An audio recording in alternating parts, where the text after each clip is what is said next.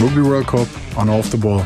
Updates. I'm now believing that we could do it. I'm confident that we'll get through the quarterfinals, but it's tough. How confident are you? I am 100% confident. Go on, Alan! Analysis. I've never seen a team like Ireland before. We'll take Japan, we'll get through them handy enough. We'll get through Samoa, we'll get through Russia. We'll go to South Africa, we'll take them where we want as well. And then we'll take who we can in the semi-finals. Get through that and come on, Ireland! Gav is right. Gav's a fucking bullshit. Hey, all the best to Ireland. See you in the semis. Support the Irish. The Irish. OTBAM, Ireland's only sports breakfast show, live from 7:30am every morning. OTB Sports Radio.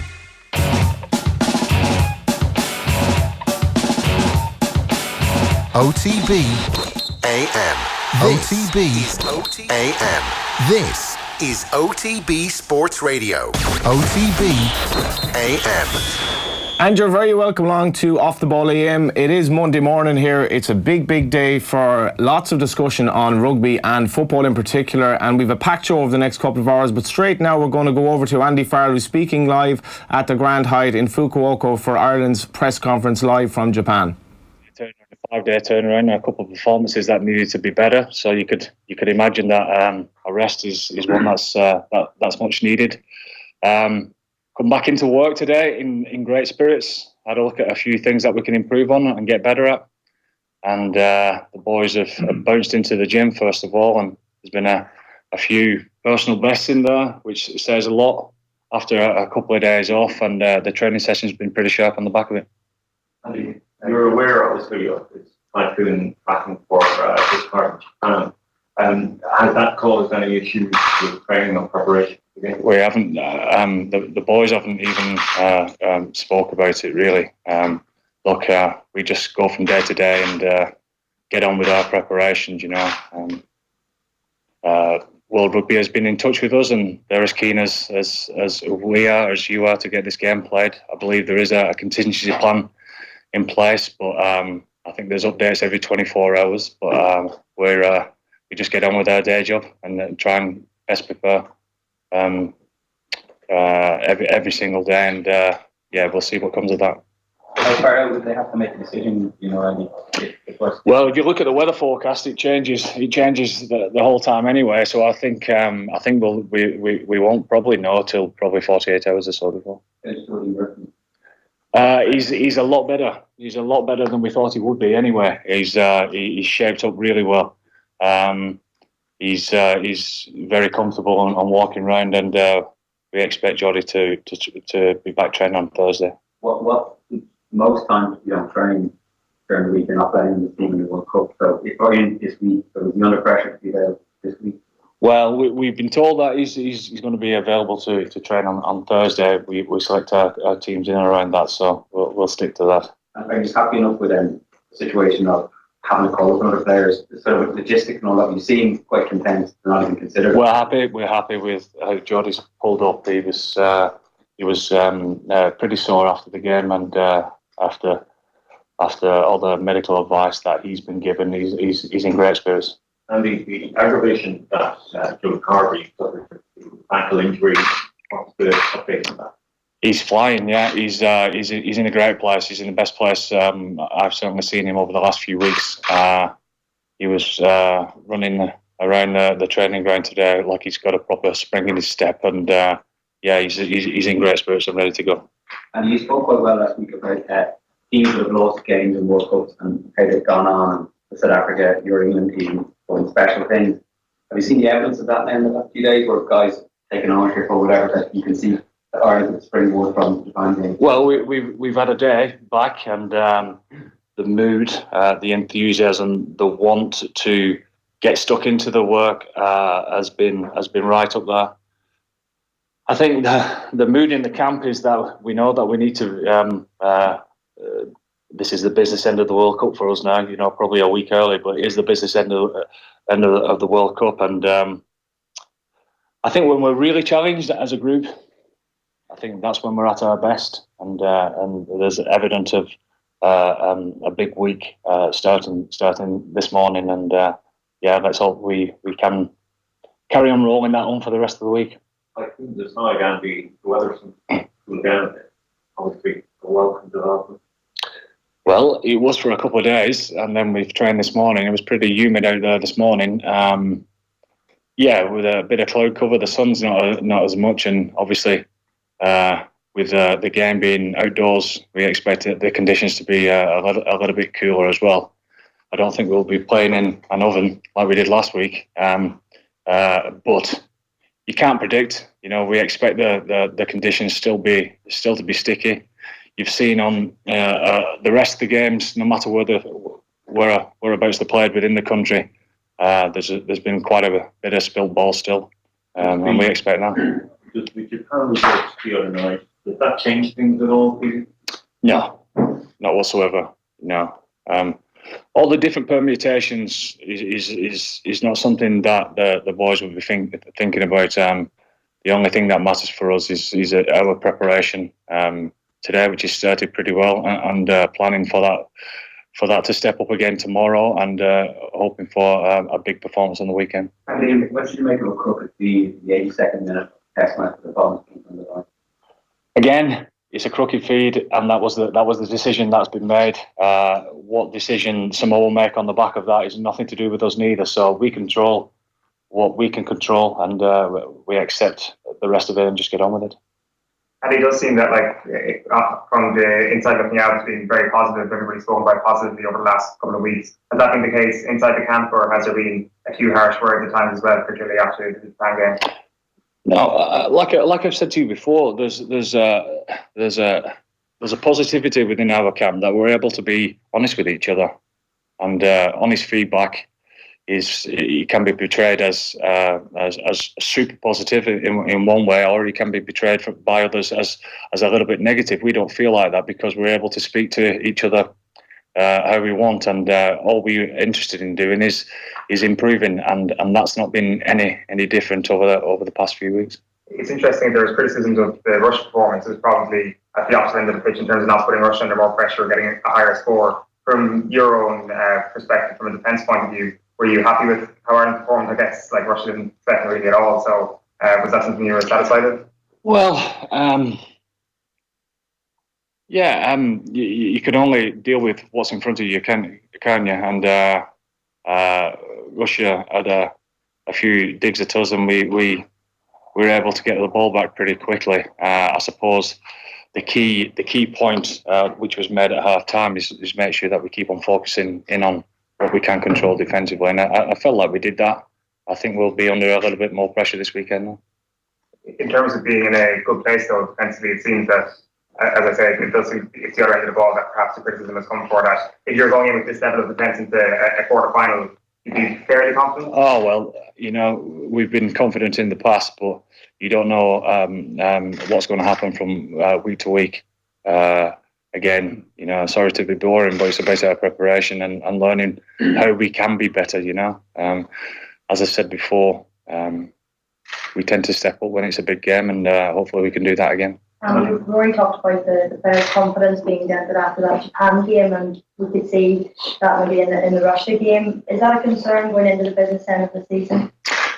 No, because this is the game that matters, and like I've said, when we are up against, no matter who it is that we're playing in the world, we've been proven that we can step up against anyone, and we know what this week means to us, and we expect that type of performance to come out at the weekend.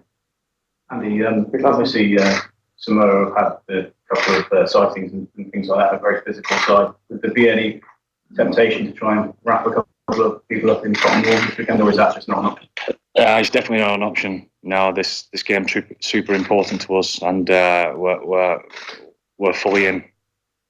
And obviously, I'm sure none of us have any problem with that. It's not one anyone would want to miss either. Again, he's super important to the lads because we're after the best performance of the competition. It was a pretty good one against Scotland, and there's been a bit of a lull since then. We're after trying to hit those heights again, and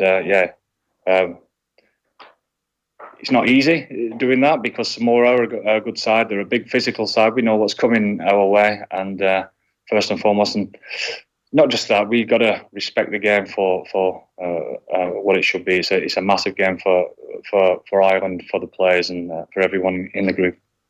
Okay, folks, we'll switch into the embargo written section.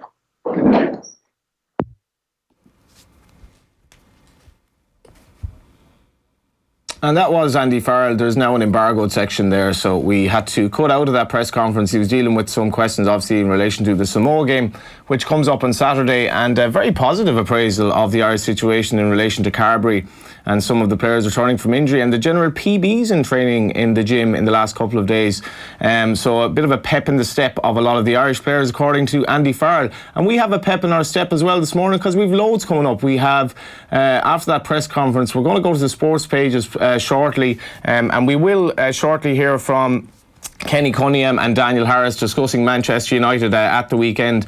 A disastrous result away to Newcastle, and lots of recriminations this morning. But before all of that, here is Ole Gunnar Solskjaer, their under fire boss. He was chatting to Sky Sports after the defeat at St James's Park. He said before the game, I can't worry, I have to find solutions. Yeah. Where are the solutions? That's the $1 million question now, isn't it? And it's now, luckily for us, international break. We get time to evaluate what's been going on the first 8 games, because many of the games have been very similar. Of course, we have analysed throughout, but now is a period that you could sit down and hopefully we'll get a few players back. Maybe we'll have to put players. Well, it's my responsibility, and I need to sort their heads out. That's the main thing, because young boys with maybe lacking confidence is they need some help from the experienced players and us as staff, and we're working hard to find out. 2 young boys who didn't really need any help yesterday were Matty and Sean Longstaff, who pretty much stole the show at St James's Park, and they also talked to Sky after the game.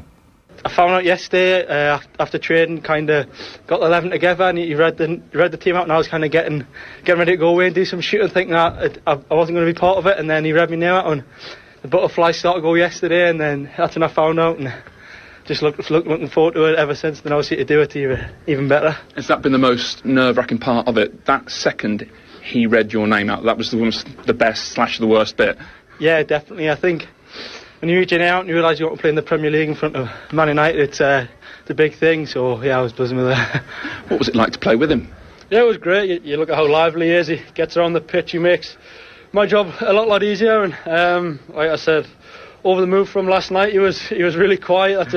He's normally bouncing around the house shouting, screaming, but yesterday I've never heard him so quiet. And but like I said today, he was outstanding. He deserves all the credit he's going to get. So Sean, you've got to give your little brother the Man of the Match award. Is that a good thing? Yeah, it's great. It means we've won, and obviously as a over the move for him, I gave it a dummy, and I think to be able to give it to him is a little bit more special. Okay, Premier League Man of the Match, Matty Longstaff. Thank you very much. I must have said I thought he was the best player, but I'll take it. 2 boys from Rotherham who played against maybe a pampered bunch of much more celebrated players for Manchester United, and did the job yesterday, giving Steve Bruce a real fillip. I think it was put to him after the game, was it his worst week in football up until the game yesterday, and one of his best results, because I think it was the first time in 20 odd years or something that he'd beaten Manchester United. Tommy Rooney in the house. Johnny, how are you? First time we've done the paper review together. Yeah, it is. Yeah, I've been looking forward to it for a while. It's been crying out to happen, really. Yeah, how are you? Good, yeah. Weekend in Dingle. I saw that. Yeah, sponsored cycle, so thinking of joining a cycling club now. Might get into it. Nice one. Yeah, it's just great fun cycling in a crowd and meeting new people and all that, and it's not like as strenuous as you think, and Dingle is amazing. Yeah, I think it's a great spot. Yeah. Kerry's a great county. It Kerry's a great county. They do the tourism very well. They do it really well, and they talk it up as well. We've owned Sheahan here the whole time. Yeah, absolutely. How was your weekend? Good. We had the Ringrose on Friday night. It was good crack. Yeah, you did well. Off the ball did well, yeah. Extremely well. Congrats to Nathan Murphy once more. Yeah, absolutely, yeah. And the boy Murphy was delighted. Yeah, he was delighted, yeah. I climbed the Dublin Mountains yesterday. I was up How did that go? Up in Ticknock. It's like the Tuscany of Ireland. Yeah. But it was lovely spot, nice day. Did you go into, is it the Blue Note? No, I didn't go in anywhere. No. Just went over to Ticknock and climbed it, and the ears were cold, that was it. Anything in the papers? Anything in the papers. I was watching that United game yesterday. Johnny, I've wasted a lot of time in the last week watching Manchester United. I watched the Arsenal game, I watched the Alkmaar game, and I watched the Newcastle game. How many shots on target in those? Alkmaar was 0. Arsenal could have been, there's a couple in the Arsenal game, maybe 1 or 2. 3 yesterday maybe, I think. Pereira had one in the first half. And then, I don't know, I don't even remember another in the second half yesterday. What was the game like? I was coming back. I kind of, I maybe got there for the best part of it, which was Soonest, Redknapp and Gary Neville talking about it. And sorry, Johnny, I've got to keep my phone on here. Owen Sheehan's texting me from frantically. Fukuoka. Is he Fukuoka? Is that how we pronounce it? I hope so. How was the game yesterday? Well, I think, do you know what sums it up? It's the performance of the two Longstaff brothers in midfield. Matty making his debut, his full debut in the Premier League. And when you compare it to how Pereira played and Fred played, there was a sequence of play with about 7 or 8 minutes to go where United got a free about 20 yards from goals. And if you were facing Southampton, you'd be like, James Ward-Prowse might do something. Yeah. If you were facing Leicester, you'd be thinking, Ben Chilwell or Maddison might do something here. If you're facing City, De Bruyne, anyone, any other team. If you're facing Manchester United. Fred and Pereira standing over it. Fred lines it up. You think Fred's going to take, or Fred lines it up, dummies it, Pereira nails it into the wall. Ball goes back out. Pereira passes it to Fred and it goes through his legs and out over the end line. I'm trying to find your tweet from yesterday, which was in relation to this. Brutal. I think I was tweeting about the two Longstaff brothers, yeah. You did a lot of tweeting yesterday for a lad that was up the Dublin Mountains. Shockingly poor. Shockingly poor week after week, and 3 times this week Manchester United just keep getting worse. But I did like your one earlier. You're on about obviously the Longstaff brothers. Yeah. Fred, like many of the greatest Brazilians, does things with a football that makes you think, how on earth did he just do that? And then pause. About 4 mind-boggling passes to absolutely nobody in this half already. It's bizarre. But the Longstaff brothers, yeah, Sean is seen as the heir to Michael Carrick. Yeah, which is you also alluded to in yet another tweet. Yeah. Matty, a wee ginger, like Paul Scholes. The wee ginger, yeah. And he scores that goal. He is like Scholes. They're very likeable too, them two. I like Steve Bruce as well in that, you know, I think obviously we have Jeremy Corbyn coming out against the Newcastle regime and saying that, you know, he's an Arsenal fan, but he's like, you know, we need clubs to be investing in grassroots and all that. And Ashley's not a particularly likeable character in terms of ownership of a club. No. But Steve Bruce comes in from Benitez, who I rate as a really, really good manager. Like Benitez, you know, probably should be getting better jobs. This is actually the Times, London Times. Corbyn ban bad owners like Ashley. And of course, this was kind of then slated in another paper, which Jeremy Corbyn tweeted and said, well, the Daily Mail actually is right in this one. But Corbyn's point is that he's trying to vow to transform how football is run, lashing out at bad owners such as Ashley. That's obviously a very fair point, but Bruce comes in there. He's a horrible situation in that he's coming over from Benitez, and that was a big win yesterday. Massive win. You know. But it was perfectly set for him. It was. He set up with a 5-4-1. United are just so inept going forward. They never looked like scoring. And like, Newcastle had a bit of excitement whenever Sam Maxime went forward. Andy Carroll come on and he got massive roars. Big Andy come on. Like, what's happened to Rashford? I woke up this morning, one of the first things I saw this morning was You woke up this morning, it was a good start to the day. It was good. An Instagram comparing Nicholas Bentner's scoring record with Marcus Rashford's. What was it like? Eerily similar. Bentner's first 179 games of professional football, 48 goals. Rashford 45 and 176%. What was the stat today as well? Solskjaer's last 17 or 18 games versus Mourinho's. It's like Solskjaer's a point a game now for 17 or 18 league games. So it's relegation form. It's shockingly bad. Since they beat PSG, I remember they played Wolves in the Cup the following Saturday, and they've kind of fallen apart ever since then. Mourinho's record was something like 27 from 17 before he got the sack. So Solskjaer is in, and it's also interesting that people are kind of just now really rounding on him and saying as inept as these players seem to be, he doesn't. And even there was I'm not sure yet if people are rounding on Solskjaer. Yeah, it's so clearly not his. Like, okay, yes, he may be out of his depth, but this situation is clearly not his fault. But then he's out of his. How is he out of his depth at Man United? Like, how have Man United a manager who's out of his depth? Because they went for him after the PSG game. It was a classic Woodward decision. Now, I have to be honest. There was a bit of magic when he came in first. Pogba had those couple of performances. For the first time in so long, United fans are probably happy to watch the team. The honeymoon period. You know, you've come out of a bogey relationship, you're in a new one. They didn't have to. They didn't have to make a manager in March. They really did not have to do that. And like, I have the back of the Indo here, and they have it that United's only hope is to sweep for Pochettino. That was from Eamon Sweeney. I really disagree with that.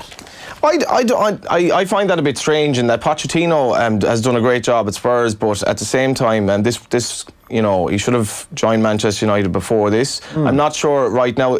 They're in quite a mess. Pochettino would do a better job than Solskjaer, having said that. Of course he would. Yeah, but they've signed Solskjaer, so I think you've signed him now, so you have to give him a bit of time. And the three lads come in, Maguire, James and Wan-Bissaka, have done quite well, but they just haven't replaced what they had before, and the midfield has been so brutal for 7 or 8 years. It's been shocking. 7 or 8. They're not bad defensively is the only thing I'll say for them. They're not too bad defensively. Rashford's not a number 9, Martial's not a number 9. They have a load of injuries, but they're just, confidence is rock bottom, and they've got the likes of Fred and unfortunately Pereira and Matt, who's just not good enough anymore in midfield. Yeah, Matic is your next best bet. And Matic, it's kind of sad looking at the demise of these players as well. As we mentioned earlier on, we will be talking to Kenny Cunningham and Daniel Harris. I do like getting the English view on Manchester United, because it's a very bleak start to your week really when you hear some of these people close to the coalface discussing what's going on at Old Trafford. But what else do we have in the Indo? Also in the Indo, there's a mention of Ciara McGeehan's 10th place finish in the World Final. And she was absolutely thrilled. Yeah, she was absolutely delighted. I think we have a clip that we'll play a little later on.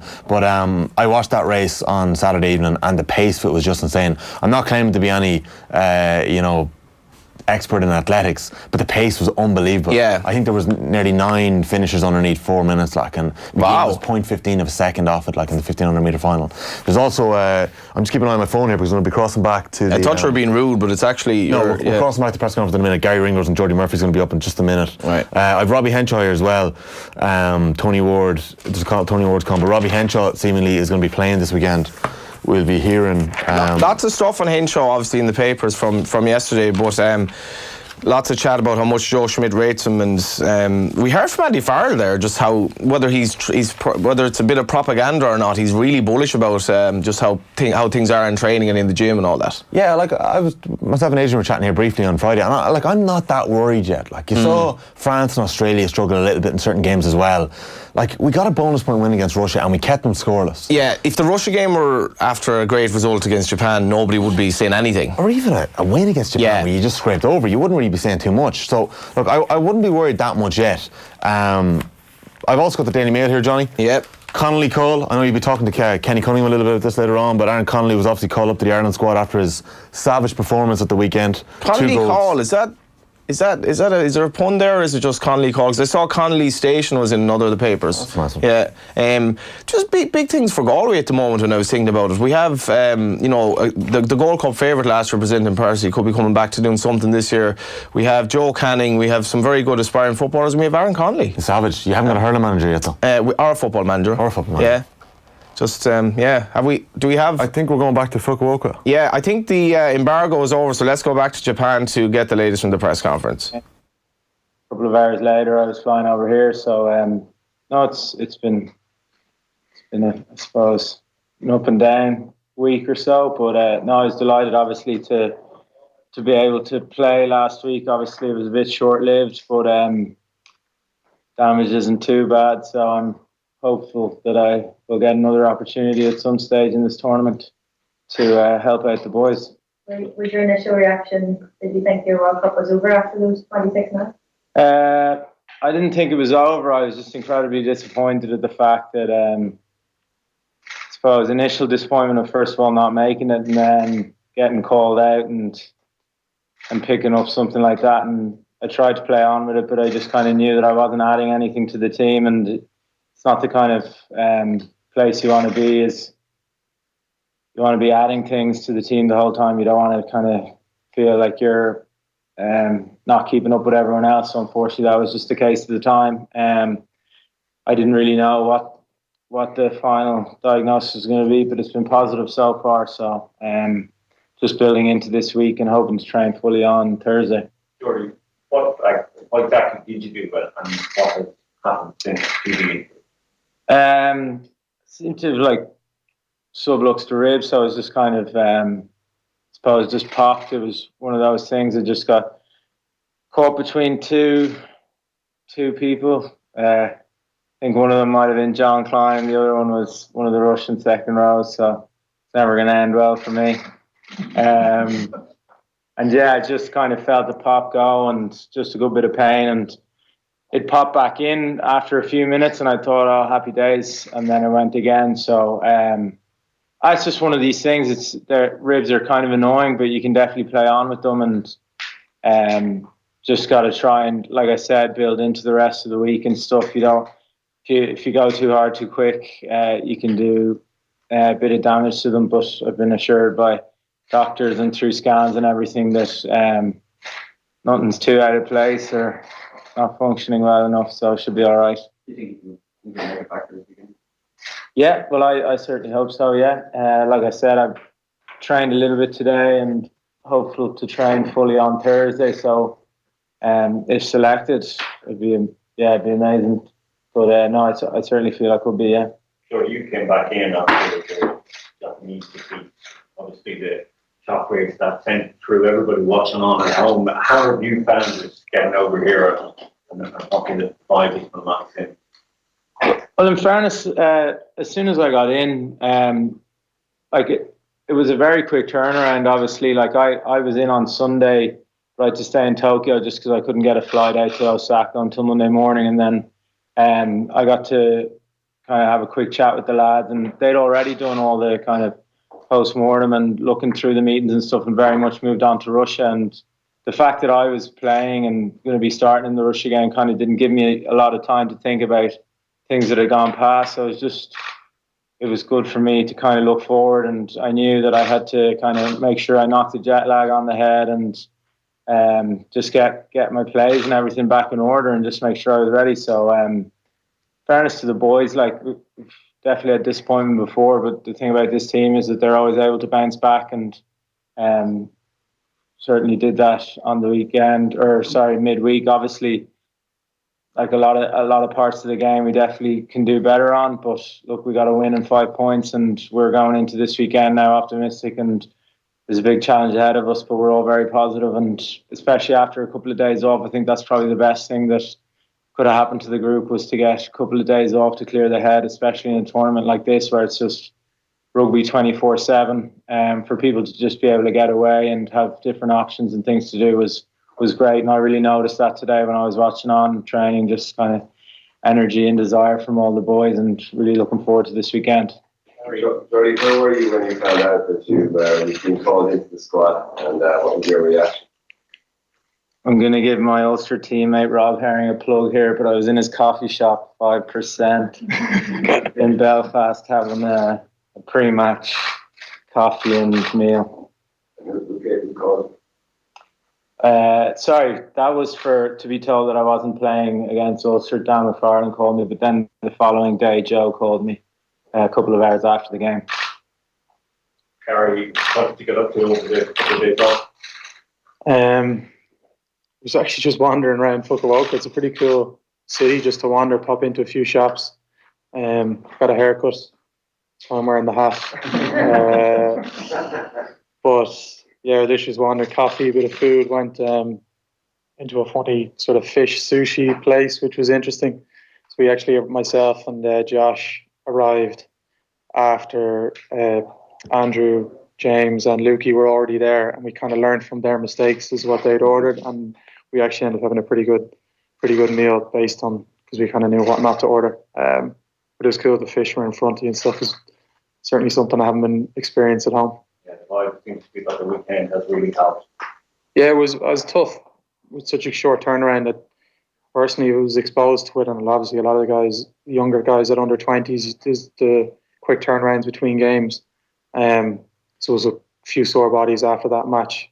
Obviously the physicality the Russians bring, let alone the turnaround from the game before that. So yeah, it was good timing wise for lads to get their bodies right. And as Jordi said, it was definitely noticeable in training this morning that there was a bit of energy and bounce and bite about everyone, which was good. How risky is the haircut?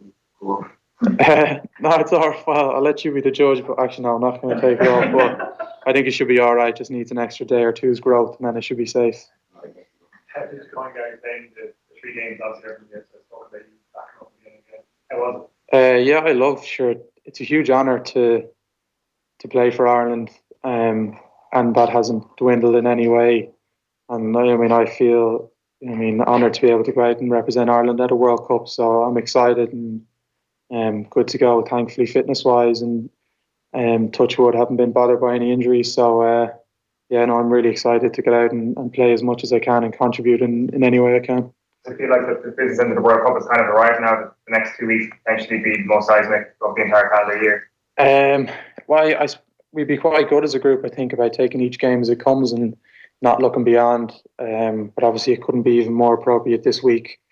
With whatever result we can get out on Saturday determines if there is a week after that. So it's it's massive for us, and I think it's good almost being in that position because it means there's no shortage of focus or motivation, and no one's looking beyond other than Saturday. And I think what we do good as a group as well is that the game's on Saturday, but is to try and get as much out of each day as well. So even coming back from training there at 3 o'clock or 2:30, 3-ish. There's guys already on laptops reviewing training and then looking at Samoa as well, and it'll be like that at any opportunity to not really miss a moment throughout the week. Are you someone who prefers to actually kind of bask in the magnitude of something like this, or do you prefer to kind of step away and kind of, are you more of a process-driven person when it comes to the psychology of a week like this? I think learning from coaches and watching players that most guys are process-driven. Would never underestimate any international, but I suppose at a World Cup there is that weight, and as I was saying, there mightn't be anything beyond this if we don't get a result.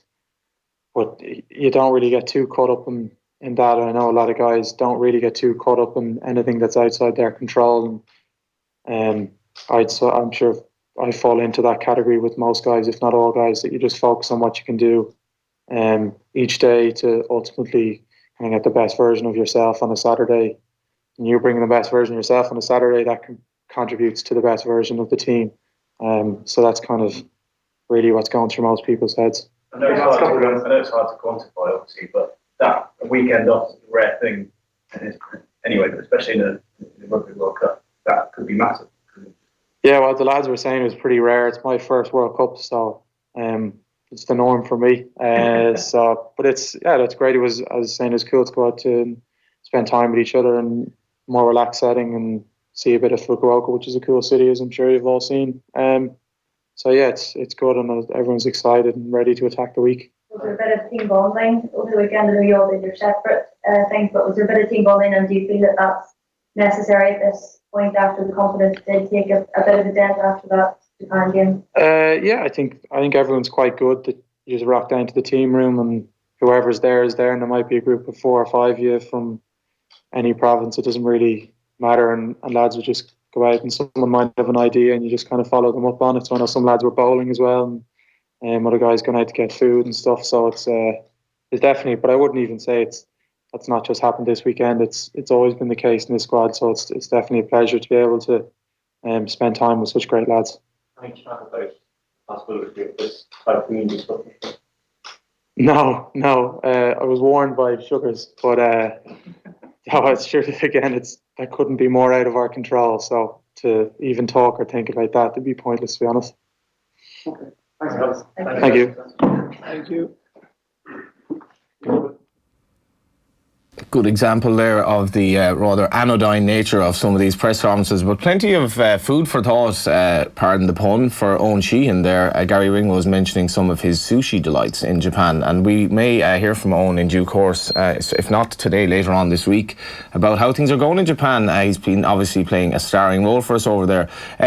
This Monday morning now, it is 8:03 and football next with Kenny Cunningham, but first here's Dan McDonnell on the man of the weekend, Aaron Connolly.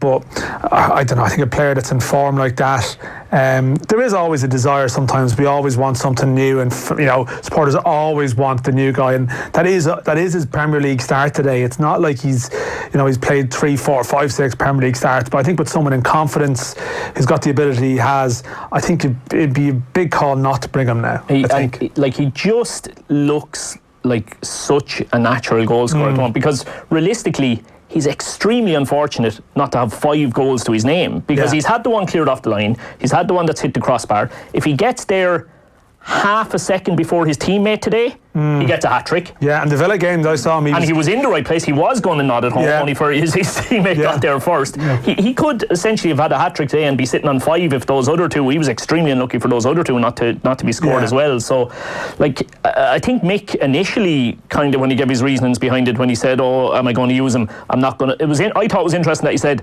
he's not going to get in ahead of James. Now, he did then say not going to get in ahead of McGoldrick, but it was James McLean that he compared him to first. Initially, yeah.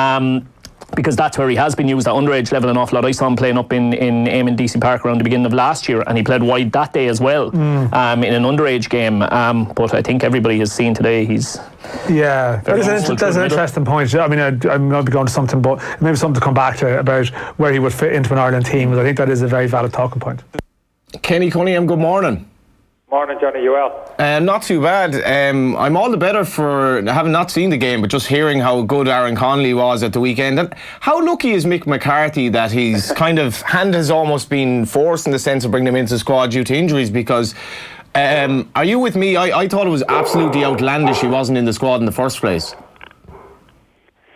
We had this conversation not too long ago in terms of the values of bringing young Aaron in, and although it was great to see him involved around the Brighton squad playing as well as he had done, I had a huge issue with maybe Mick leaving him out, Johnny, not kind of rushing his development in terms of bringing him into the fold. But that said, though, I've no issue whatsoever in terms of the injuries. Mick has pulled him in off the back of his performance the weekend. People would say it's a pretty obvious decision to make. So I'm delighted for the young fella.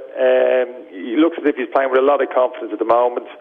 You'll be hugely confident after his performance and his goals at the weekend. So hopefully he can carry that into the squad, that bit of bounce into the squad when the players meet up. So it's great for him, and hopefully indirectly it'll be great for Ireland going forward in the immediate short-term future. I mean, yeah, just in relation to what Shane was saying there as well, I think we need to just grasp how much of a thrill this might be for Ireland, because he could have 5 goals, as Shane alludes there. He could have 5 goals already. The kid is only starting out. He's still unfurnished, and I remember Shane talking about when he used to be Galway United manager, how during the summer Aaron Connolly was always in the gym in Galway working out, brilliant attitude. Have you any kind of experience of what he's like kind of off the pitch? Because there's always this talk about Aaron Connolly that he has a bit of attitude about him. Eamon Dunphy, writing in the Star today, said that's a good thing. He has this kind of self-confidence. But what do you know of the personality of the man? John, I worked with him for a small bit of time with under 19s. It's always difficult. Lads can make big strides, John, I think, in very short periods of time, particularly 16, 17, kind of 18, 19. I'm talking about in terms of kind of emotional development here, in terms of personality. But yeah, right, he always struck me as a lad quietly confident. He generally played kind of, although predominantly kind of right-footed, he could use both feet. Predominantly played off the left of a 3, and quite effective kind of cutting inside. So I was actually interested in seeing him play the weekend. He played just off the front, really. Played as a central striker, really, with Neil Mopay high up the pitch, and done really well, actually. And that kind of physicality you're speaking about, physical strength, there was no problem to him. Generally speaking, John, kind of young players at that age coming into the team, even if they're a main central striker, sometimes they get pushed out onto the flanks, maybe to protect them a little bit, come a little bit more physical down the centre of the pitch up against centre half, so they tend to be protected a little bit more, maybe thrown onto the flanks. But wasn't the case of the weekend. He was thrown up there, and he was very quick.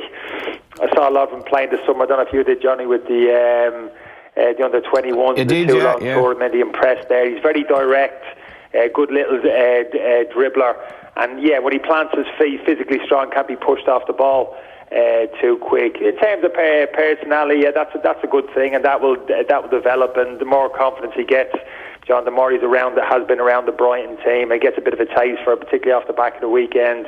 That kind of self-confidence will obviously increase and improve, which is only a good thing as long as it's tempered, John, and it's channeled in the right way. That's always a good thing. So, it was probably the biggest, from an Irish perspective, probably the biggest story of the weekend. I was delighted for the young fella.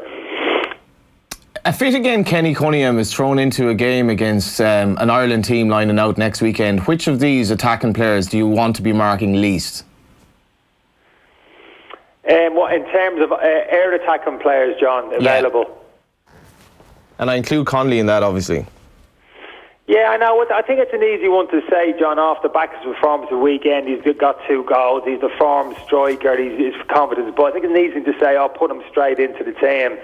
I think, like we spoke about before, John, not quite as easy as that. Like a very kind of pressurised environment that he'll be coming into with Ireland next week. 2 huge games. The Georgia game first up. We know how important that is. You know, the actual we can't afford to drop points in this when things are so close. So Aaron will feel that a little bit when he joins up to the squad, and certainly when the game comes around, they fly to Georgia and the build up to the game. So Mick will have the decision to make whether he wants to put that kind of added pressure on young Aaron's shoulders by giving him a start in the game. But I'd have no problem whatsoever. That's a decision, John, for Mick to make when the lad meets up and he sits down with him, he observes him in training around the hotel, how he interacts with the players, how he carries himself, how even he performs in training. And Mick might just make a decision off the base of a couple of days training that it might be a good reaction. This lad's ready. You know, it might be a case of, look, I really genuinely wasn't thinking of throwing this lad in, but, you know, I'm going to put him in. From what I've seen, I've got a good reaction. Yeah, he's going to start. So that may well be the case. So again, how many have we lost, John? How many of those our forwards are definitely out? Yeah, well, McGoldrick looks like he actually might not necessarily definitely be out, and then after that, it's probably slightly up in the air. But I'm interested. You think he actually might start him, because I don't think there's much chance of him starting, particularly if McGoldrick is there. Obviously, Sean Maguire's in a bit of form at club level, but it just hasn't so much happened for him at Ireland. And then you do have other options. Scott Hogan, you got Scott Hogan. Lots of players scoring at the weekend as well. And Robinson, yeah. To be honest with you, John, he played very at the weekend. He played as a 2 high up the pitch. It looks as if Mick will probably play 4-3-3 as he always has done. That midfield 3, Connor, Jeff and Glenn Whelan, potentially James McCarthy's a midfield 3. So that leaves you with 1 central striker. Now, to throw young Aaron as a lone number 9 central striking option, I think that'd be highly unlikely. If you were to make an argument for him starting, you'd probably say off the flanks, probably left of a 3, or that position on the right, John, right of a 3, which has been for the last couple of games an area where we've always felt somebody come in and grab that position. Callum Robinson has played there, the likes of Dowda, Alan Judge potentially. I think that's one area potentially where you could probably make a stronger argument for him actually getting into the team, because I think Mick is pretty fixed on James down the left hand side. So if you're going to make a strong argument for maybe Aaron coming into the team to start against Georgia in Mick's kind of preferred 4-3-3 formation, it probably would be right of a 3 high up the pitch. And because he's kind of quite nimble, can play off either foot, I think that's a reasonable argument to make. But my gut feel at the moment, I could be wrong, and in some ways hopefully I am, because I'd love to see him get a start. Mick would probably lean towards the likes of Callum Robinson, Dowda, Ronan Coors, that type of player, Alan Judge to play off the right hand side and just keep Aaron on the bench if you needed to use him as an impact substitute, certainly in the Georgia game. Ronan Coors is obviously he did cry off the squad on Saturday, which kind of preceded Connolly's coming into the squad, which made it quite convenient for Mick rather, because it was questionable in the first place. But just briefly, Kenny, what would your starting 11 be against Georgia?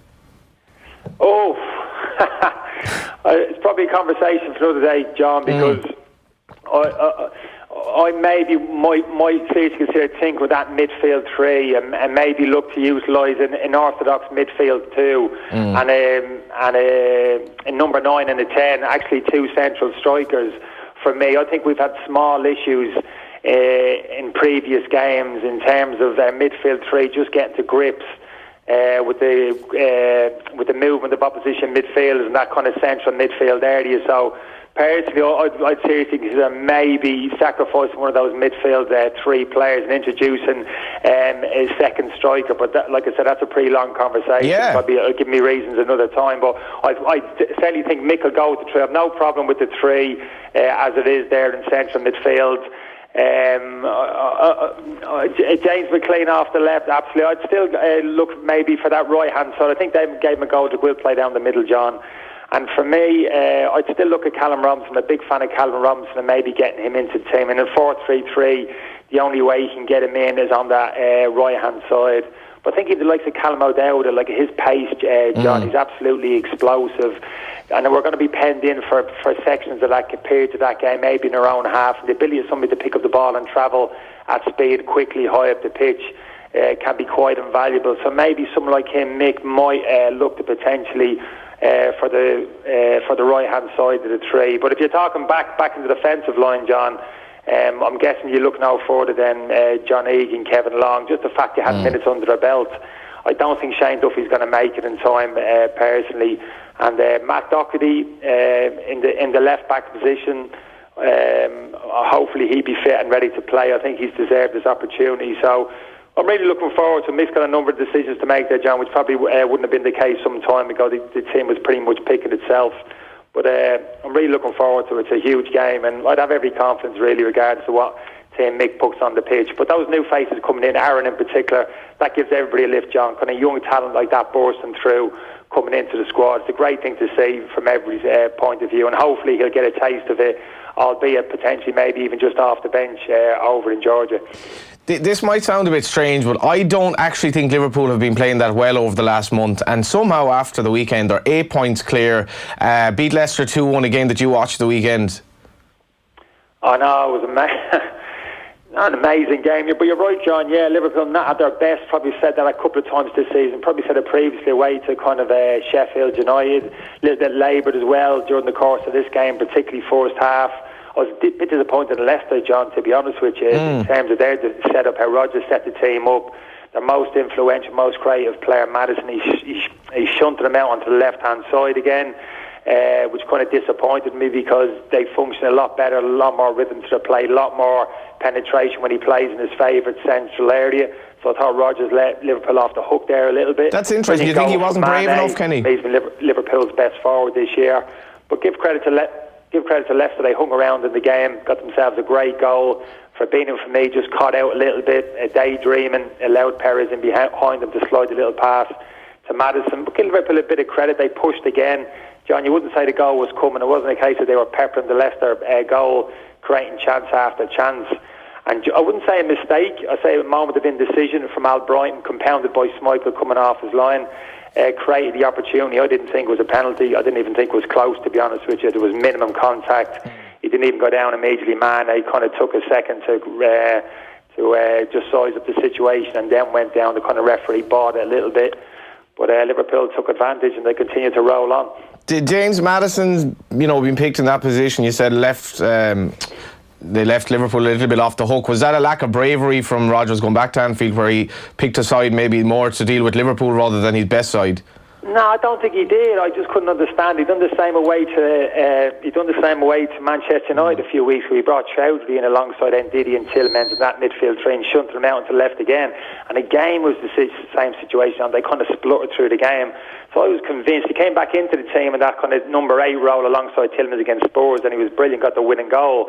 Missed the game through injury against Newcastle. So I thought again, had to come back in that central midfield there. He didn't. He played Dennis Prayet in there alongside Tillmans with Ndidi behind him and shunted Maddison out to left. I really couldn't understand it. This kid is so good, John, in terms of his ability to receive the ball on the half turn. Always looks to play forward.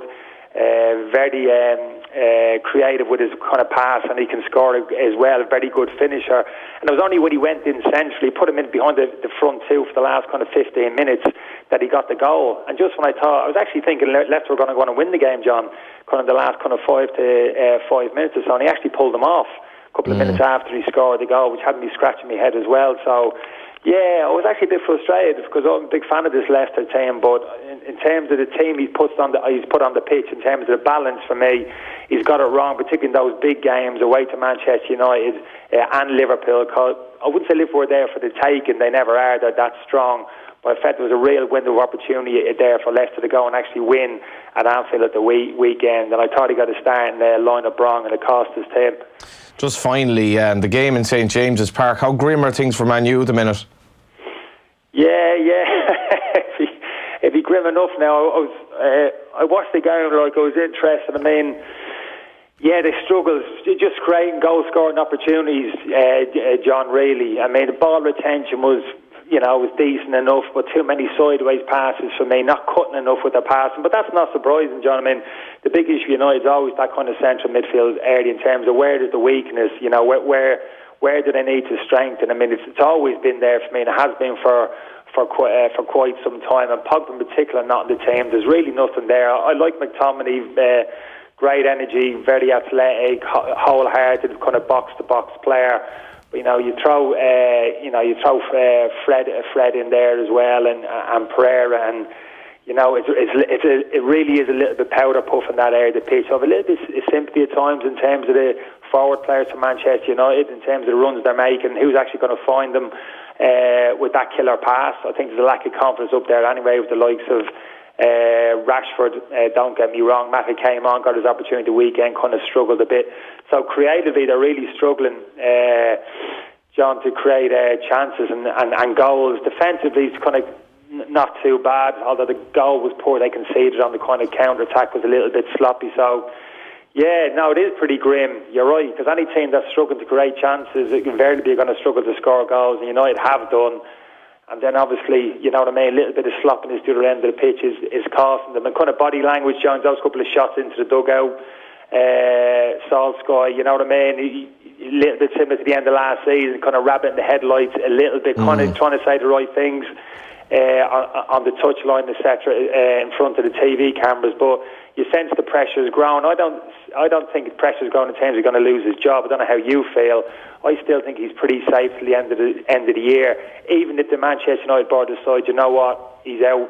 We've got to go and find another manager. He's not the answer, kind of medium to long term. For me, to keep him in position till the end of the season, because in a funny kind of way, John, if you're looking for somebody just maybe to hold the dressing room together a little bit and keep things ticking over until that next manager comes in, that the one you want, the one you cover, whether it's a Pochettino or somebody else, Solskjaer is probably the best man to have there in the front as a temporary manager. Although he's got his contract at the moment, he's probably the one you want ticking it over as he did last season until that next man comes in. So I'd still be very surprised if they were to show him the door between now and say Christmas. For me, it'd be kind of it'd be custard pies all around the Manchester United boardroom if that was the case. Almost humiliation having given him that contract.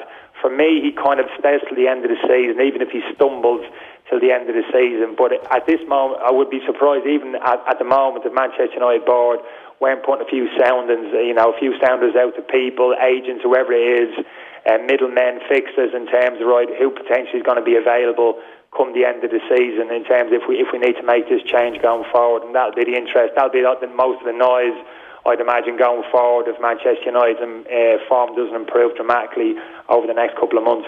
Thanks a million for your time, Kenny. Cheers, John. Have a good one, lad. You too. We have a tweet here on the tweet machine, as Vincent Brown used to say, which isn't actually by Tommy Rooney. It's Izol Cody. Focus on MUFC all you want, but if you could not mention a certain London-based team and the B word, that would be great. #OTBAM. Didn't really discuss the game, and because we're too wrapped up in a certain Galwegian, we should mention that there's loads of coverage in the papers today of how much of a mess things are at Spurs in terms of players having to answer questions about potential salacious stories going around social media, Pochettino, how dreadful they were against Brighton, yada yada. And I guess they're just lucky that Man City and Man United kind of took the headlines in being such a poor weekend for them. But really fascinating Premier League this season, with so many clubs kind of struggling at the moment that you wouldn't expect to. And that Newcastle United game that was on Off the Ball yesterday afternoon, David Myler, who's certainly embraced the media work since retiring quite recently, he was on co-com with Nathan Murphy, the award-winning Nathan Murphy, I should mention. And here is Myler on the mess at Manchester United. Do you think they have the quality to turn this round, finish top 6, contest for top 4, or is that already looking almost past them?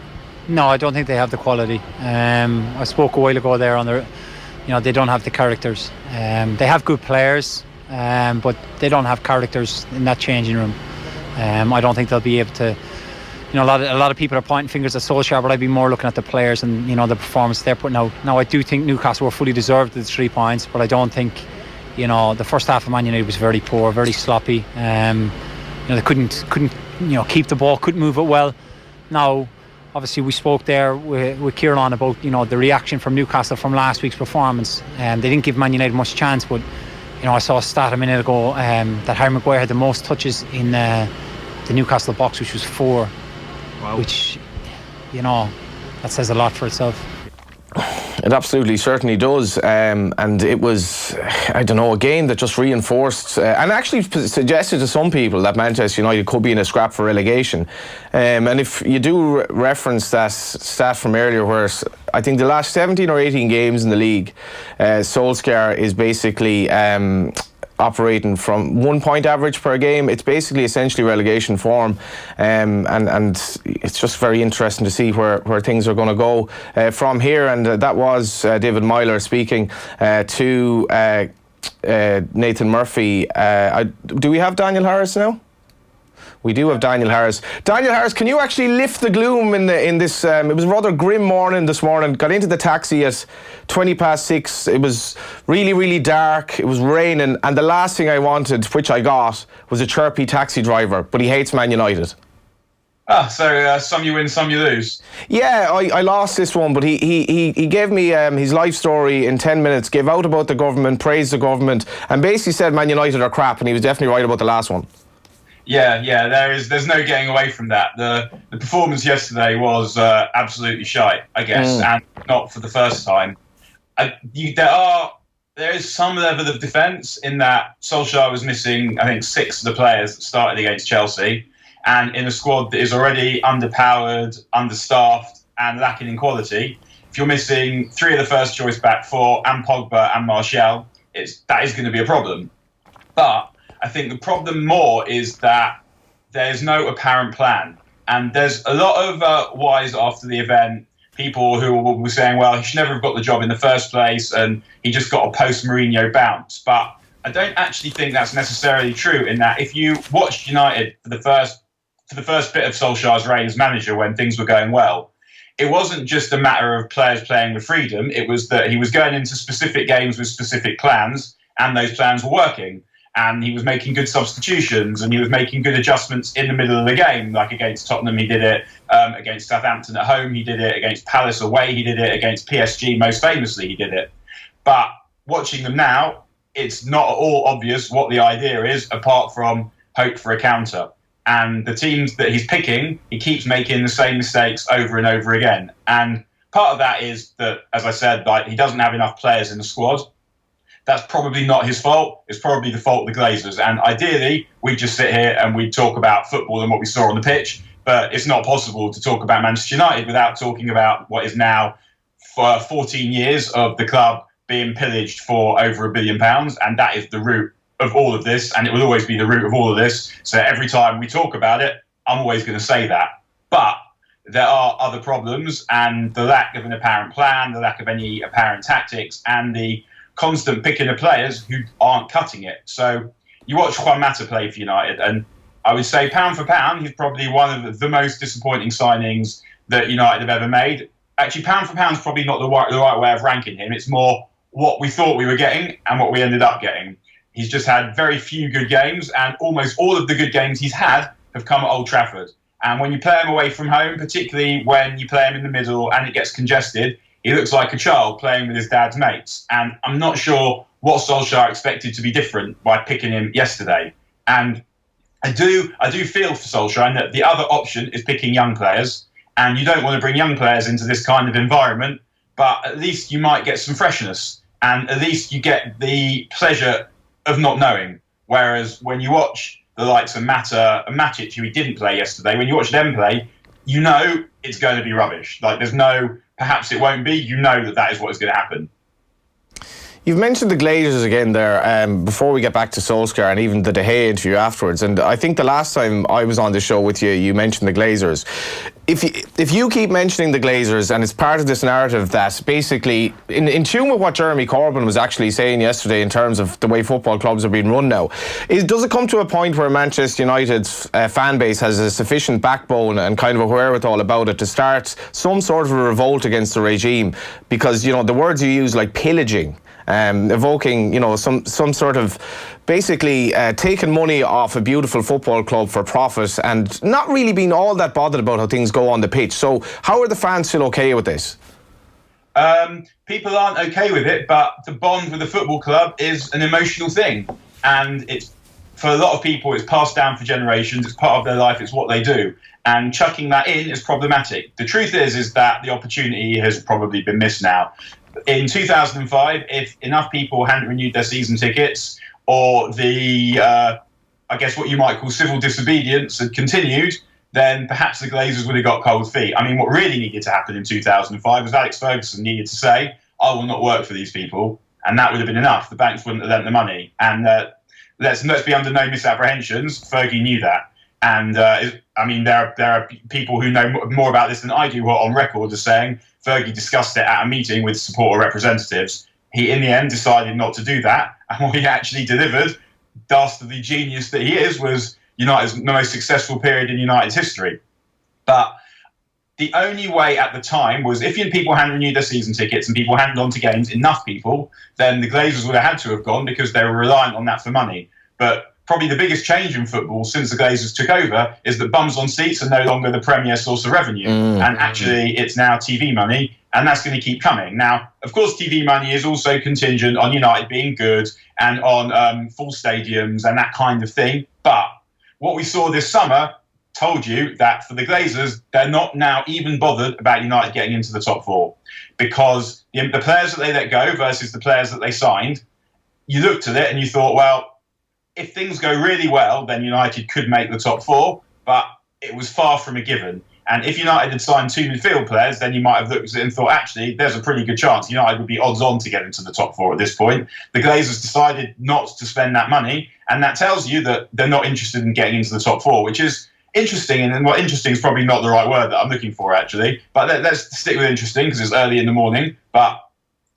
previously, you could understand from a financial perspective that the Glazers weren't that bothered about winning the league, because in order to win the league, you have to speculate a lot of money. The money that you actually gain from winning the league is relatively small, and it's not a sure thing. So if United go and spend £100 million, let's say, an extra £100 million on transfers, there's still a fair chance that Liverpool or Manchester City win the league. And whereas if you speculate to get into the top four, that's a lot of money you're able to earn by being in the Champions League. So in general, that has been the business plan, Champions League qualification. But the Glazers failing to spend this summer told you that actually they weren't even that asked about getting into the Champions League, because they didn't spend the money that would enable United to have a pretty good shot at doing that. So things are now very different. And the truth is under the Glazers, unless they hire a genius manager, or unless they produce a remarkable amount of their own players, then things are going to get worse, not better. Yeah, you've been in great form this morning, Daniel. Pillage, arse and shite already in your repertoire, and I think that those 3 words kind of sum up the situation. Meanwhile, in Liverpool, they're 8 points clear, despite, to my mind, actually not even really playing that well at the moment. Yeah, well, what you've got with Liverpool, and you've seen it, and it's very obvious to see. I'll tell you who they remind me of. They remind me of the France team in 1998 that won the World Cup without actually playing very well all that often. Which isn't to say Liverpool didn't play well all that often, but the France team in 1998 that won the World Cup was not a great team. They're a team that had a great back four in Zidane, more or less. But after they won the World Cup, the confidence that they took from winning that World Cup elevated them a level. And I was actually expecting to see that from the recent France team that won the World Cup, and that hasn't happened. But what we've seen with Liverpool is winning the Champions League and coming so close to winning the league has actually made them into a different team this season. So they turn up to games expecting to win. When they don't play well, they find a way to win. And when they do play well, they also win. And I've seen it, we've all seen it over 20 years with Alex Ferguson's team, the confidence that you get from winning. And we're seeing that from Liverpool. And 8 points is a long way back now for City. Of course, City could beat Liverpool twice, and then that takes the deficit to a manageable 2 points. But what I would say is if City drop points before Liverpool next drop points, then it will be quite close to over, because it's quite hard to see what's going to happen to Liverpool that's going to make them collapse. I mean, teams do collapse when you don't expect them to, but I think the experience of coming so close last year will be good for them, because what happened with Liverpool last year was, and it sounds a weird thing to say when they got so many points, but they did still kind of bottle the league. And That's very harsh. No, let me explain. I know it's harsh, but let me explain. Liverpool got in front of City in February, and then at the end of January, the beginning of February, and they had 3 games around that time, and they, in my opinion, watching those, they didn't just not play well in those games, they got nervous and they bottled them. The game away to Manchester United, at home to Leicester, and at home to West Ham, away to West Ham. And in those 2 latter games, they had a goal lead, and they didn't quite know what to do. They conceded an equaliser, and then they played with nervousness and with fear. And although they rebounded brilliantly, and I was on here saying City will now go and win the league by 6-7 points, because that was what I thought was going to happen. But Liverpool rebounded brilliantly.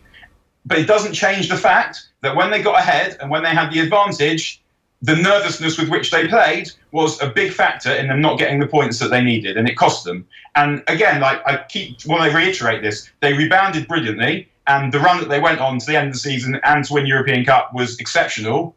But I still felt that when they had that moment to press home the advantage, the nerves got the better of them.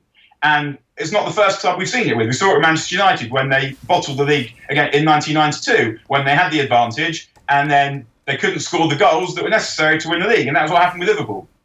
Just happened a bit earlier in the season than we're used to. And even though it took a brilliant run from Manchester City to burn them off, it was still that nervousness that cost them. But what we're seeing with Liverpool now is a team that absolutely does not look like that is what is going to happen. And it's true that an injury to Virgil van Dijk or an injury to Sadio Mane or Mohamed Salah, and they would have a problem again. But provided they have a fair run with injuries, then it doesn't really look like that's going to happen. So I think already Manchester City in a position where they will need to win both the head-to-heads, and they will also need to do something about their defence. And it's very hard to see that happening.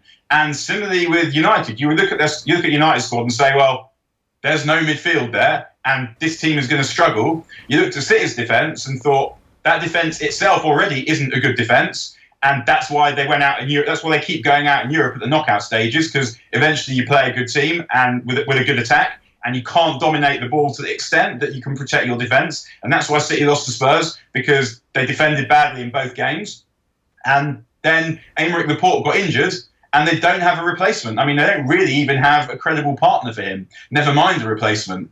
And with a long-term injury like that, it's going to cost you points. And it will always be the case that if you have high-level players, losing them will cost you points, and it will particularly cost you points if you don't have any kind of replacement. And I mean, if you imagine, for example, City's defence playing against City's attack in training, I mean, I shudder to think about what must happen there. And the thing with Pep Guardiola, and this is a problem that has dogged his career to a certain extent, and I mean, we're obviously talking relatively because no real problems have dogged the career of the best coach's generation. But when the brilliant Barcelona team that he had is the greatest club side I've ever seen, their defence wasn't that good. The problem was that they had the greatest midfield ever, probably, in front of them, and perhaps the greatest player ever in Messi in front of them, and it was almost impossible to get hold of the ball. So he could play Javier Mascherano at centre-back, and it wouldn't really matter in almost any game against any team because the dominance and possession was such that you couldn't do anything about it. Then he tried the same thing at Bayern Munich with Javi Martinez, and it worked domestically because he had the best team and the most money and the best players. But eventually, it caught up with him in Europe, and he never won the Champions League with Bayern Munich because he could dominate possession, but he couldn't dominate possession to the same extent, and he also didn't have a genius up front.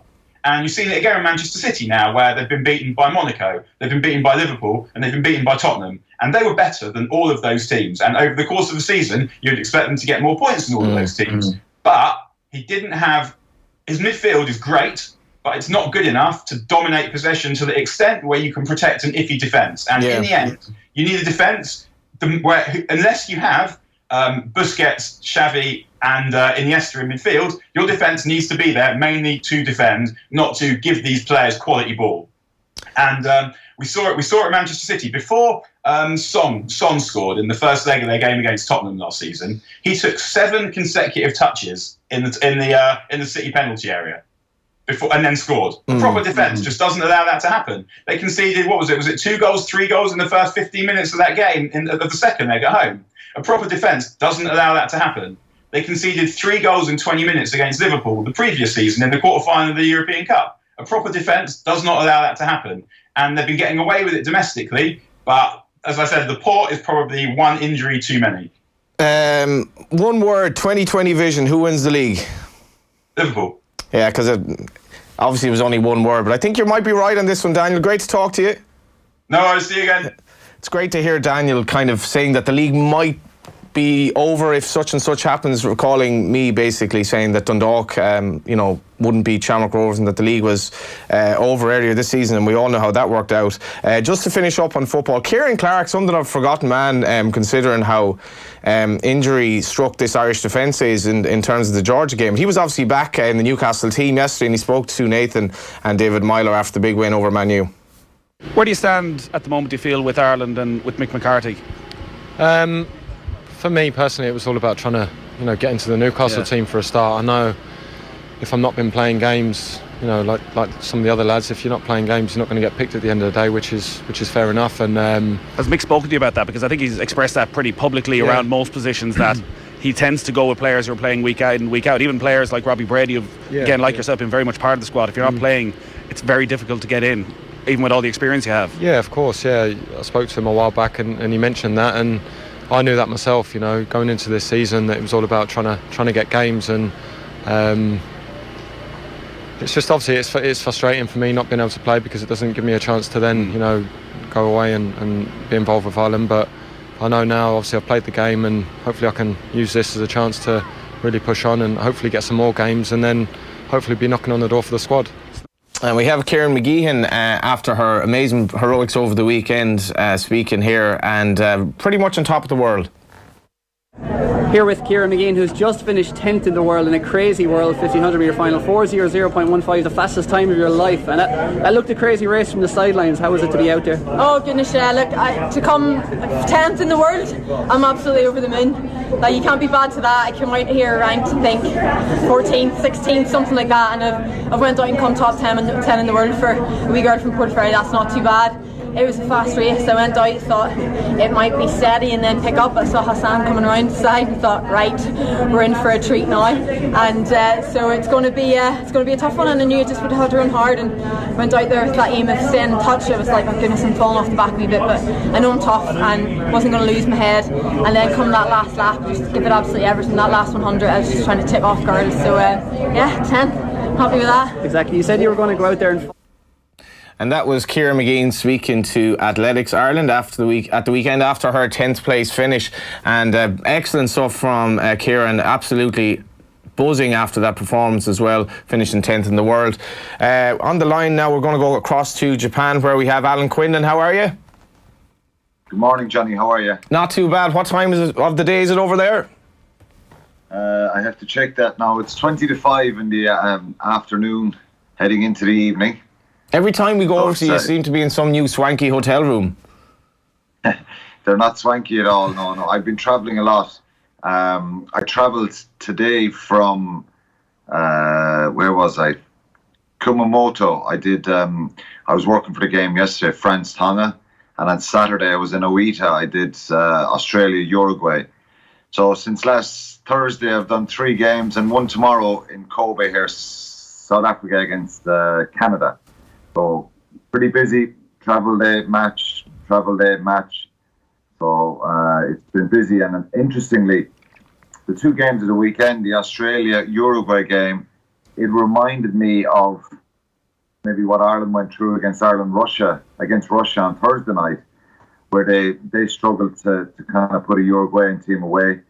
They had moments of the game where they looked like they would cut them open, and they just didn't. And they came off the field, I think, in similar fashion to what Ireland did on Thursday night, a bit frustrated and a bit anxious about their performance. France yesterday looked like they could put 30, 40 points on Tonga, and in the end they're hanging on for dear life. So the weaker teams and the tier 2 teams in this World Cup, I think one of the things that's kind of become apparent is it's very hard to put them away, and probably with the exception of maybe New Zealand, who against Namibia yesterday probably struggled in the first half a little bit. They're probably the only ones who put the weaker nations away. What did you make of the press conference this morning? You were there. Well, the big problem here and the big worry now isn't about how Ireland will play. It's if Ireland will play, because there's there's a major tropical storm somewhere out in the Japanese Sea. This reminds me of that Only Fools and Horses line when Dale and Rodney went on the fishing trip, and it was particularly adverse weather, and the old boy said there's a typhoid on the way, but it's not quite a typhoid, it might be a typhoon. Yeah, it's supposed to be a typhoon, I think, not a typhoid, but it could have disastrous ramifications for Ireland, because if this game was called off, if the game commenced and it was called off in the first half, it would finish a 0-0 score. Both sides would get 2 points. If Ireland played and they got to the second half and were winning, and the team that's winning in the second half, that's deemed the score that will stand.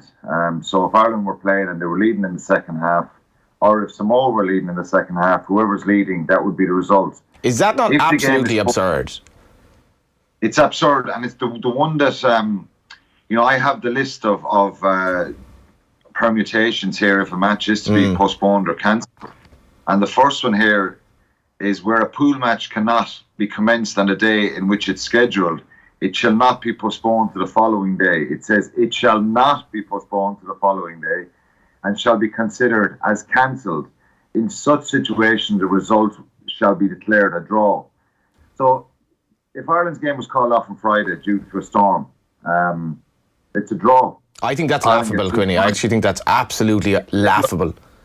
The credibility of the World Cup will go up in flames if this happens. And Japan at the moment are on 14 points, Ireland are on 11 points, Scotland are on 5 points. So if we take into consideration that Scotland are playing Russia on Wednesday night, they will get the maximum there. So they go to 10 points. And they play Japan on Sunday. So if Ireland got 2 points, they'd go to 13. And already Japan are on 14. And if Scotland were to beat Japan, I know there's a lot of ifs and buts here, Ireland would go out of the World Cup.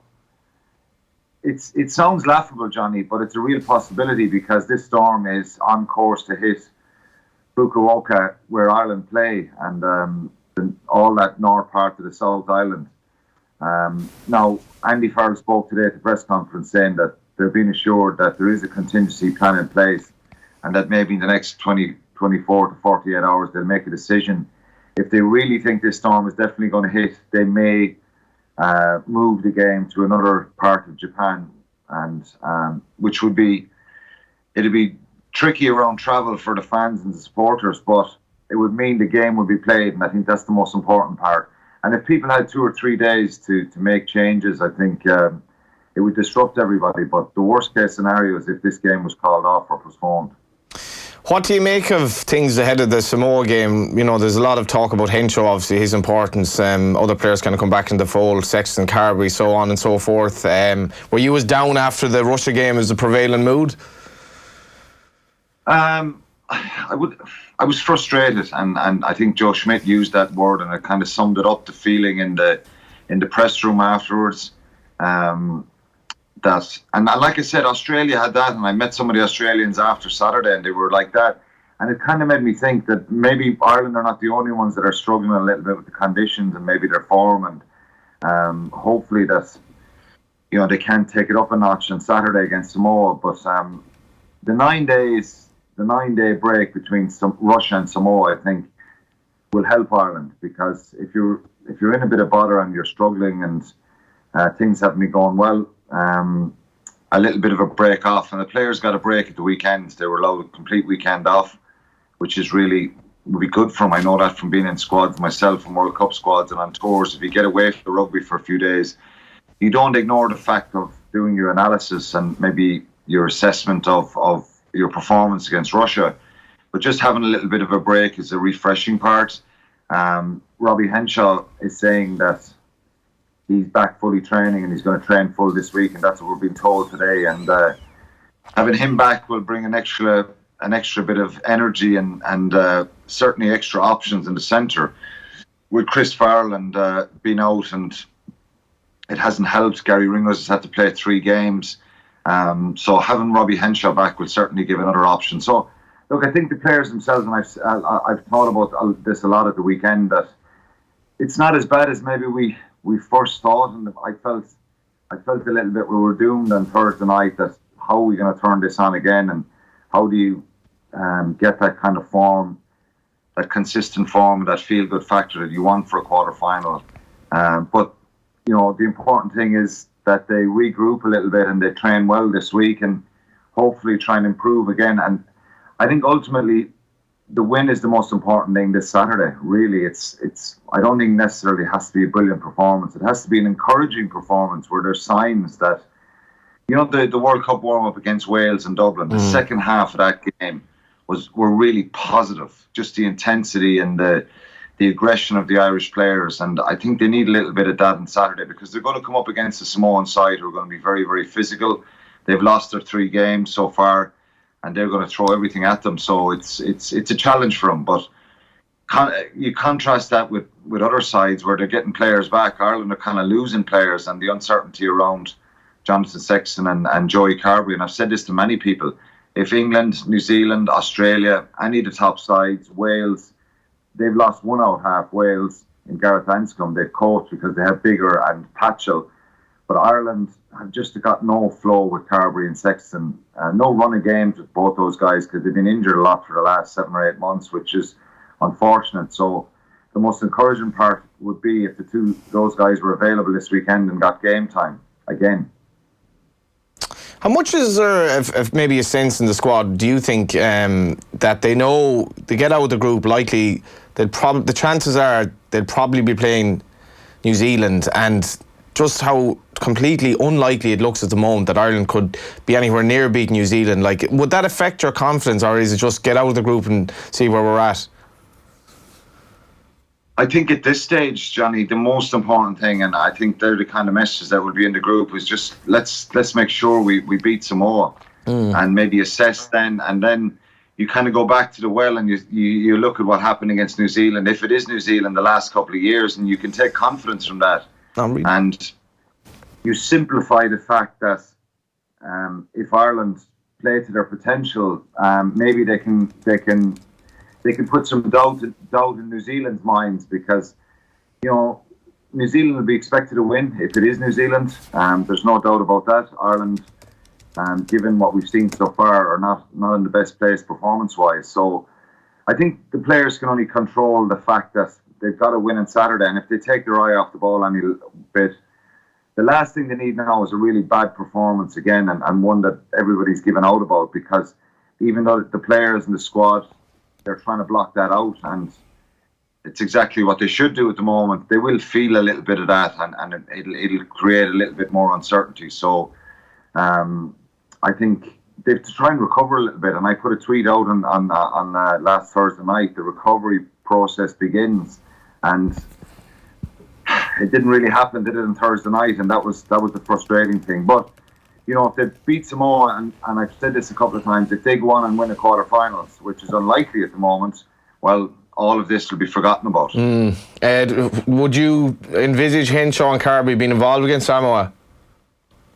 Yeah, I hope so. I think Henshaw definitely, because you think that it would be deemed a mistake then to have kept him and taken the risk, because he's someone that brings real enthusiasm and value and quality and a hardness about him, so I really hope so. And I think they've got to take a chance with him. Can you hold off and put him in a quarterfinals if he doesn't train that well this week and is not 100%? Can you put him out in the quarterfinals? Then I don't think so. I think if he gets a full week training, and that's the plan. He trained. I watched him in the captain's run the other day, and he trained last Wednesday. So he's been moving fairly well, and he said that himself, that he's going to train fully this week. So it'd be brilliant to have him back, and Chris Farrell as well would be a boost back, because like I said, they're a little bit short in the centres, and if the 4 centres were available this week, it would be brilliant. I think Gary Ringrose probably needs a break because he's involved in the first 3 games, but they need a little bit of luck with the injuries as well. Jordi Murphy's, they're saying, is not going home. They're going to assess him later in the week, and they're hoping he'll train on Thursday. But they need a little bit of a break now. And I think the two most important ones are hopefully Sexton trains fully this week and that Carberry's okay as well. How much of a sense did you get from that press conference that Andy Farrell was trying to kind of put a positive spin on things in terms of about PBs in the gym and guys with springs in their step and all that, considering the backdrop of how they've actually been playing in this tournament? It does make a difference though, Johnny. I'll be honest with you, because if you deep down, you know, like people, I've seen people and heard people talk about Ireland look unfit. They're not unfit. They're actually very fit. You can look unfit at times if you make mistakes and you make errors, and you know, energy can drain out of the body, and sometimes it's the mind. You know, I think the conditions have definitely affected them. There's no doubt about that. The heat in Shizuoka and in Kobe last week did have an effect and has had an effect on them. So it is getting a little bit cooler, which is good news. And the next week it's supposed to change a bit. Hopefully the storm doesn't kind of come in. There was supposed to, France USA last week was under threat as well from a storm, and it never came to pass. It didn't hit landfall. So hopefully that'll happen. So he's a motivator though, Andy Farrell. You know, he's the kind of person I want standing in front of me in a room, in a dressing room, actually saying, you know, so what? X, Y, and Z has happened, but I believe in you, and these are the kind of things you can do. And it's a bit of a case of they've got to roll up their sleeves and be tough with each other and tough on the opposition and find a bit of resilience and character. And that's the only choice to have, because if they believe some of the negativity that's out there, that will affect them. And I'm sure they're not looking at Twitter and social media and Facebook and Instagram to see negative comments from people, but you know, they know themselves better than anyone. And I think Rory Brest was pretty honest on Friday when he spoke about, you know, they know it's not perfect and they know they have to do a lot better, but they don't have to go back too far. They go back, you go back to Scotland, and that was a really top class performance. But it was a top class performance because they were on the front foot. They need to figure out how to manage these games when they're under enormous pressure and things are not going their way, and some of those mistakes are happening. And some of the decision making in the last two games was really poor. So maybe it'll serve them well. Maybe it'll make them stronger. I don't know. It doesn't look good. There's no doubt about that. It doesn't look good.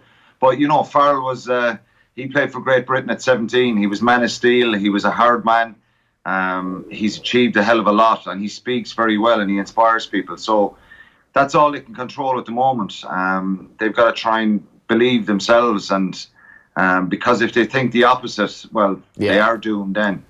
Yeah, just finally, we've a away trip for George, obviously, in the football, and my trip entails an 8-hour stop off in Munich on the way. And my friend who's going, his wife insisted that he was big into the culture, and that when he's in Munich he'll be taking in some culture, which I'm a bit sceptical about. But what will you be doing for the rest of the day? A day off on the rugby circuit?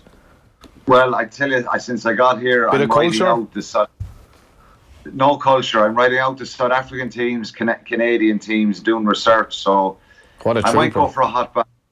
That's the most culture I'll do, is a hot onsen bath later.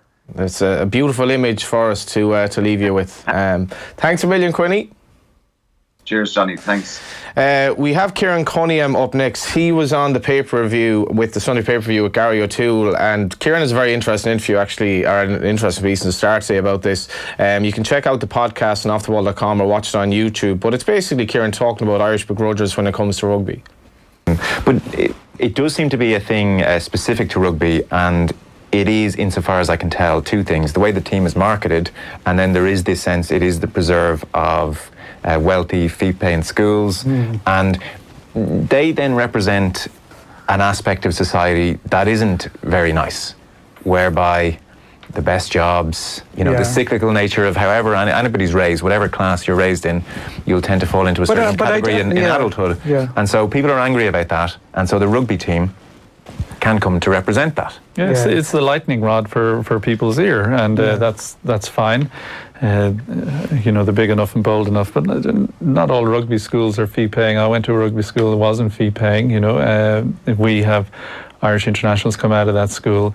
We have seen rugby internationals coming out of the club system. It's not unheard of. But sure, but in the main, yes, the vast majority of them come from South County Dublin, who are near inner north, that school in the inner north city. I don't want to mention any schools because it just goes crazy when you pick out one of these schools. But they're, I just don't understand it, and I think Shane is making a great point. And if you don't like rugby, switch it off. Now let's go back over to Japan to Eoin Sheahan. Eoin, how are you keeping? I'm well, Johnny. What's the crack? I couldn't help but think of you in that press conference there. I think it was Gary Ringrose started talking about sushi, and you must have been well in your element when the old culinary stuff came up. You've certainly excelled at this tournament in that regard. It's like kindred spirits, Johnny. Just two great chefs, really, two great tastes, really going toe to toe in a press conference. You love to see it. You absolutely love to see it. You've had an interesting couple of days. I think you've been in Hiroshima, have you? I was there on Saturday, so I went. Got the bullet train up there. Obviously, no press on Saturday. Had a kind of a day off, and then kind of sports journalist. You do days off, do you? Apparently so. But the sports journalist, the hardworking man that I am, came back on the train to Hiroshima because I saw that the local team, Sanfrecce Hiroshima, were in action, but they weren't in action against any other J-League team. They were in action against Vissel Kobe, a team that I've been meaning to see while I've been here, but I've missed them all the time. Oh wow!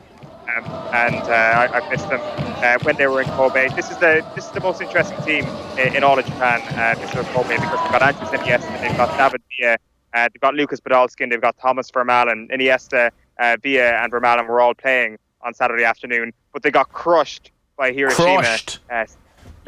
6-2 was the final score. Granted, they did have a man sent off Kobe, which allowed the home side to kind of race through a couple of late goals.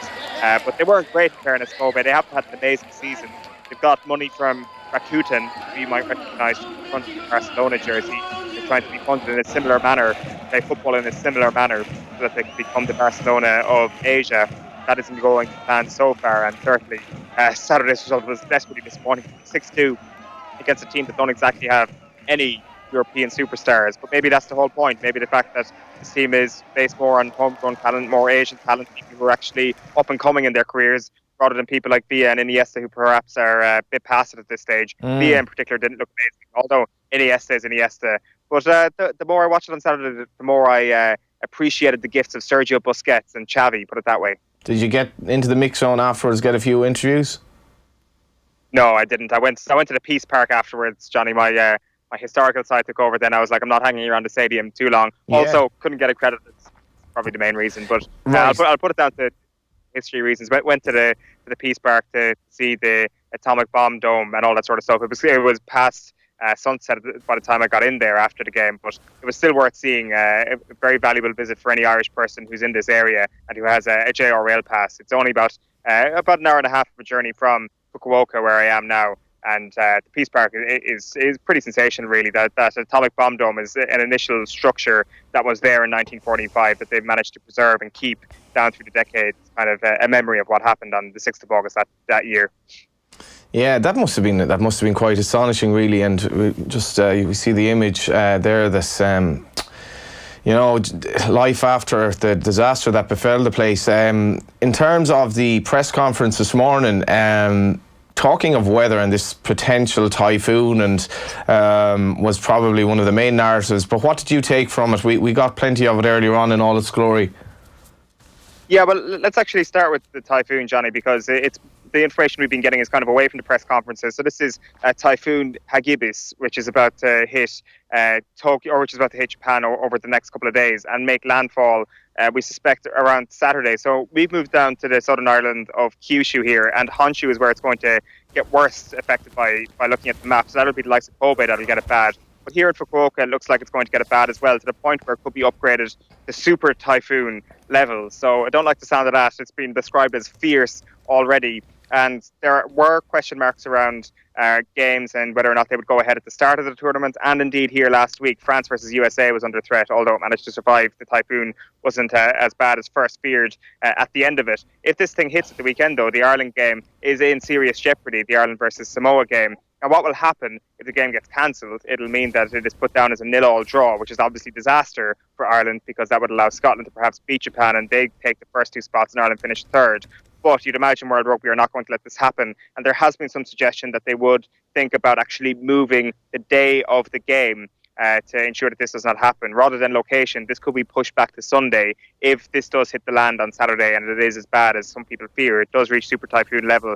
Like, it's an area here, Johnny, that gets a lot of typhoons. This would be the worst that Japan have seen in all of 2019, according to some sources. Did a bit of reading while I was waiting for you there in terms of like the historical typhoons that this place have got. Way back, if you go centuries and centuries back, Johnny, when the Mongols were in their pomp and you had the invasion here in Japan, they made their way through most of Kyushu Island before getting to Fukuoka, and Genghis Khan and his crew got scuppered by this terrible typhoon and didn't actually manage to invade Fukuoka in the final place. And this became known as obviously the winds that became known in Japanese terms as kamikaze, divine wind. That's where the term came from, right here in Fukuoka. Can I just come across you there? You know, obviously we're both in sports journalism, but is this a trip that has kind of reaffirmed that you're basically you're in the wrong game here? I mean, you've so many strings to your bow. I appreciate the true integrity of your tone there, Johnny. I really, really do. Once you've got 5 minutes waiting for the call from OTB, you tend to read a lot of Wikipedia, Johnny, and it tends to inform my substance. I thought it's amazing. It would be perfect if Ireland managed to play a very loose and unplanned game, and therefore you could make a comparison describing Joe Schmidt's rugby as kamikaze, but it's anything but kamikaze, unfortunately. So the weather might be, and that could put a huge dent, as in it could completely end Ireland's World Cup hopes this weekend. That's a hell of a dent. Let's not get away from that fact, but you'd like to think that because of the magnitude of the game, the forces that be, the powers that be, say, listen, we are moving this game either geographically or when it comes to a day. And I know people will have hotels booked and flights booked. I've got a flight booked myself for Sunday morning, but the actual integrity of the competition is probably paramount to all of that. It is, and you're obviously bringing in magnitude and such words as well, keeping with the weather theme. You wouldn't actually mention that to Joe in a subsequent press conference that it would actually suit my match report were you to play some kamikaze rugby. Are you that close with Joe? I'm not sure he's tended to be okay with me. Greg Feek has had a small pop off me once or twice here, and some eagle-eyed viewer managed to spot Andy Farrell kind of whispering things when I've asked questions here or there, but Joe seems to be okay with me. In fact, I'd say there's a growing respect between Joe Schmidt and I, namely because he never would have answered a question for me before these last couple of weeks, so it has to be growing, right? So yeah, it's starting from a fairly low base. Exactly. What did you make of Andy Farrell today, the guy who may or may not have an issue with you, but he was putting a positive spin on things, wasn't he? He was. To be fair, when you're talking to Andy Farrell, I mean, when it comes to his remit over the past couple of games, it's been largely positive. Like, obviously, conceding 3 points between the Scotland and Russia games was impressive. But I think genuinely when it came to the Japan game, when people doffed their cap at Japan, it was how they did offensively. And when you kind of criticised Ireland, it was how they did offensively. And Ireland's defence hasn't really come in for much criticism. Like, it came in for huge criticism, and deservedly so, after the game in Twickenham in the build-up to the World Cup after all those missed tackles. But it seems that in terms of Andy Farrell's role, he's definitely turned the tide, and it seems that the tide is going in the right way. He was talking about the intensity of the training session this morning. Gary Ringrose is talking about the intensity of the training session this morning. And it seems that there is a realisation now, not that they needed any realisation, that this is where it starts to matter. This is possibly the most important 2 weeks in the careers of a lot of these Irish rugby players, because if this 2 weeks ends with a win in the World Cup quarter-final, it will be a historic result in the context of what Ireland have done and have failed to do, most importantly, in previous World Cups. So I think there's an acute realisation that it's time to really perk up now. Forget peaking. This is where you need to start peaking, and they probably will need to put in a big performance against Samoa at the weekend to ensure they come away with the 5 points. You had Jordi Murphy also speaking this morning, Johnny. He's fit and raring to go. He'll be back in full training on Thursday, which is usually too late to make a Joe Schmidt team in any given week, so I suspect him to not be in the matchday squad this weekend. But everybody else looks good to go. By all accounts, Robbie Henshaw is going well. Joey Carberry is going extremely well, and you might actually see Henshaw now involved in this weekend squad. Carberry should almost certainly be involved in this week's weekend squad by the sounds of things. So things are starting to look a little bit better on the injury front from an Irish perspective. Jordi Murphy, really the only person at the moment you will say is going to be ruled out from this weekend squad as a result of the injury, but he's on the mend, and should we make a quarter-final, looks like he will have a full week's training for that. I can only conclude by asking what you're up to for the rest of the day. Well, I suppose it's 5:10 at the moment, Johnny. Might need to put into the bank another one of these food reviews, so I'm going to have a look around Fukuoka here to actually see what's going on in terms of the cuisine scene. Was obviously on trains and stuff, looking around the area as a whole rather than the city over the course of the weekend, so haven't got a proper chance to explore Fukuoka just yet, but I'm going to go and do that now, and maybe, just maybe, there might be another food review on the way this evening. Yeah, you can imagine it's like the outed food critic who people know in advance, like when he arrives at the restaurant, oh, we have to up our game here, Eoin Sheahan is here. Exactly, I've been getting those looks left, right and centre here. Looks of fear, mostly. Yeah, I'm not sure that was anything to do with your culinary stuff. Well, it's a good feeling to be able to put fear of God into the eyes of people, because I've never had that experience until now, Johnny, but it sure is a good feeling. It's a feeling of testosterone coursing all through your body, really. Absolutely. After a weekend in your beloved Kerry, I had a bit of the fear of God yesterday, but it's all good again. Thanks a million, Eoin. Oh, how was it? How was Kerry? I can't but fall further and further in love with your home county, I have to say. Well, I missed them all, and thank you very much for being the messenger down there. That's lovely. Thanks, Eoin. Cheers, Johnny. Amid the fallout from Alberto Salazar's doping ban, Joe, Kieran Cunningham and Gary O'Toole discussed some of the goings-on at the Nike Oregon project on the Sunday paper review. In David Walsh's piece, the former Nike athlete Lauren Fleshman says Nike's history is full of supporting dopers, of doping federations. They look the other way even when it's clear to everyone that there is something rotten. This is a former athlete saying that, it was with Nike.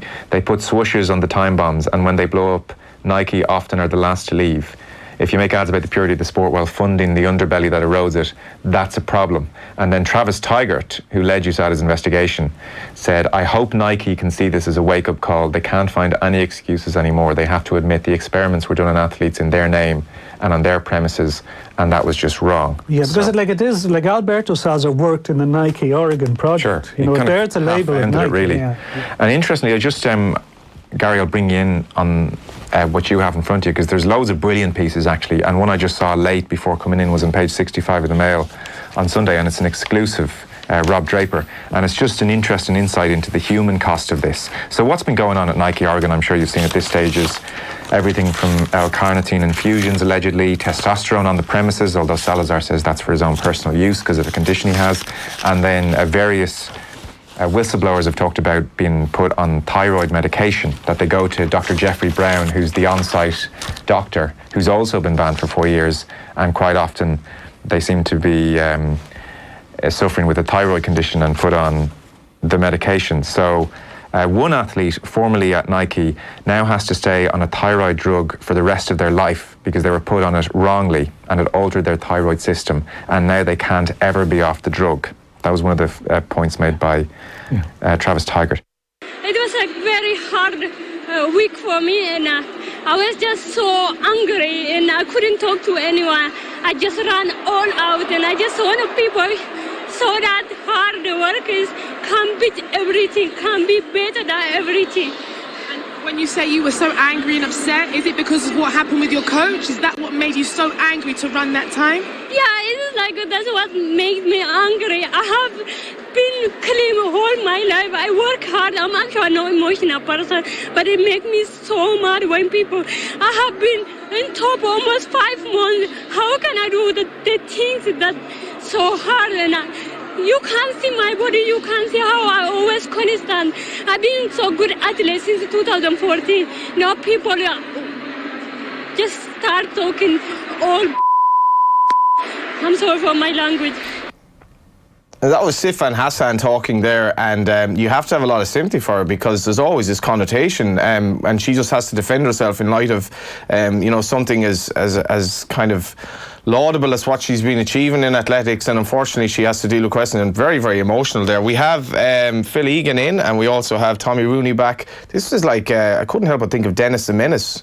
With that talk, to be fair. A bit of that now. I've been walking around the building. Freddy Krueger's another one. Freddy Krueger, yeah. Dennis the Menace is probably like, I'm just trying to figure out how old it is. Are people too young to actually know what I'm even talking about now? I did say to a few people in the office that laughed at the joke when somebody said Dennis the Menace. I was like, what are you laughing at? You don't even get the reference. Like, do you laugh at jokes when you don't understand what they are, or do you go, I don't know what you're talking about? Tommy?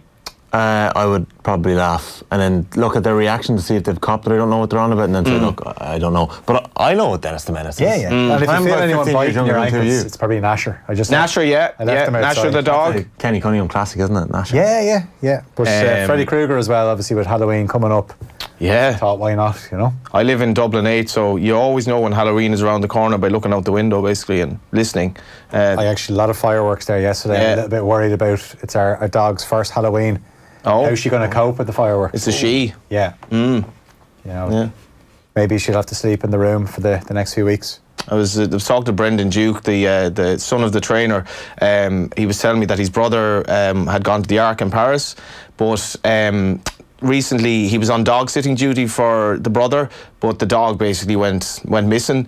And Paris came up, and Brendan kind of assumed, I'll be minding the dog, but the brother is just like, he didn't tell him, but he wasn't minding the dog, and it was kind of like he knew what I knew about him, and I knew what he knew about me, but in this Irish brotherly way we just didn't say anything, and it was like the dog was minded, but not by Brendan. Yeah, the dog returns. It's a stressful job. The dog did return. Yeah. Thank God, because you didn't make that clear at the start. Oh no, the dog is back, but dogs usually return, do they not? We had a dog about 10 years ago, and nothing to do with fireworks, but he was terrified of lightning. Oh, they're terrified. Whenever lightning went off, we used to have glass panes at the bottom of our doors. He bolted through it one night. Do we have any footage of Tommy's dog? No, it's Husky's back in the day. There's no mobile phones back then. No, simpler times. Yeah. What are we talking about here, Tommy? We've a couple more papers. We never got through them earlier on. Didn't get through them all. The Irish Rugby press conference. We'll leave it to Dennis and Tommy to. What do you like? Well, I've the Star, which, as you said earlier on, they had Connolly Station. I like that. Pretty good. That could be a tab in the morning. And they have Blunderwall as well. I know Phil might have some thoughts on United's inept performance yesterday a little later. I've got the Telegraph, Manchester Misery, and up here, Enable edged out. Yeah, Enable beaten in her 3-in-a-row bid in the Arc, it was a slightly underwhelming result for racing. It was interesting. I think finish though. Yeah, great finish. I think Dave Yates was speaking in the Mirror. He said half the race scores, I think it was 48,000 or something. Half of them were British. So it was a big influx of people to see Enable unfortunately fail, but great race nonetheless. I've got the Herald as well. Yeah. Robbie keen to repay Joe. Is Henshaw going to be involved against Samoa? Aaron Connolly gets another mention. We're all very excited, aren't we? How much is Aaron Connolly worth? Let's just go overboard on hype here. If he were English, obviously he'd be worth a lot more, but how much is he worth? 35 million euros. More, I'd say. Already? Yeah, you're gambling on someone that is so young, he could be off the charts. To be doing what he's doing already is kind of off the charts. He could have 5 goals already. Yeah, very easily. Shane Keegan was saying at the weekend, could very easily have 5 goals in the Premier League already at 19. How much do you think he's worth? He's probably worth about 15 million. Ah, come on. Because he's Irish. Oh. Obviously, if he's English, you slap on another 10, and then he becomes 25 million. Jordan Ibe cost 15 million. Yeah. And the best game I think I ever saw Jordan Ibe play for Liverpool was against Shamrock Rovers. Really? At the Aviva. Yeah. There was like a Liverpool select, and Jordan Ibe ran amok. But remember when he came into the team, and Sterling had left, and people thought Jordan Ibe would just take over from Sterling. No, it hasn't happened. But he was 15 million. I've actually not looked into this. I wonder what Connolly's contractual situation is, because he's not going to. Again, we're completely jumping the gun on this, or I am, but he could potentially be wanted by bigger clubs very, very soon if his form continues in any. 18 months ago, Celtic, United, City, Liverpool, they were all looking at him 18 months ago. Celtic and United. We're talking about big clubs here, which neither of those is anymore. In fairness, the one position United are actually not doing too bad is Daniel James on the left-hand side. So he's not. But this lad could be basically playing anywhere. He's not. He's 2-footed. He's very quick. He's direct. And I don't know if you saw Shearer's kind of montage. It was great. I missed that. But it looked like. I wouldn't be a big fan of Alan Shearer as an analyst, but he certainly knows a thing or two about strikers. They were a big fan of Connolly. Yeah, Lineker as well. They're really excited about him. Anytime I've seen him, I've been excited. When he came on against Newcastle, obviously was millimetres away from scoring, but I just loved that he came on and that was a dour game, but he wants the ball. And with so many Irish players, we know they're good enough, but they just don't demand the ball. They don't have that absolutely personality where, like, a bit of swagger about them. Yeah, I'm thinking of going over to Georgia now and just thinking as a fan what it would be like, and particularly I'm with a few Galway people as well, to have somebody from our view, from more and more, or they're coming on and doing up your flag. Jesus. Connolly Station, definitely. Connolly Station, yeah.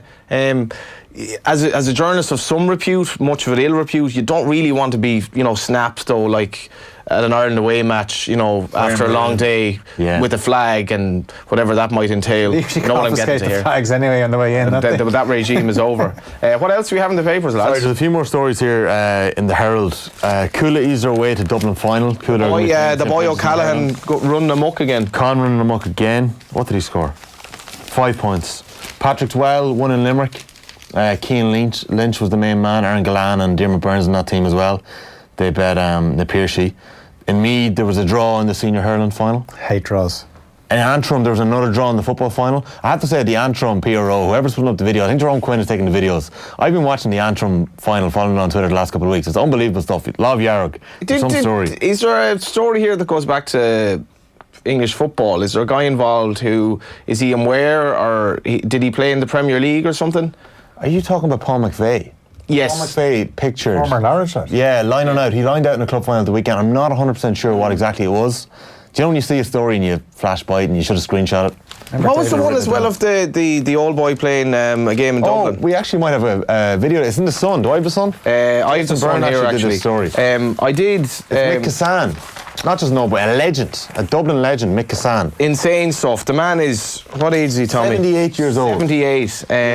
Evoking memories of a certain Father Ted episode, but this guy actually looks in impeccable shape, a lot better than Romeo Cincini did.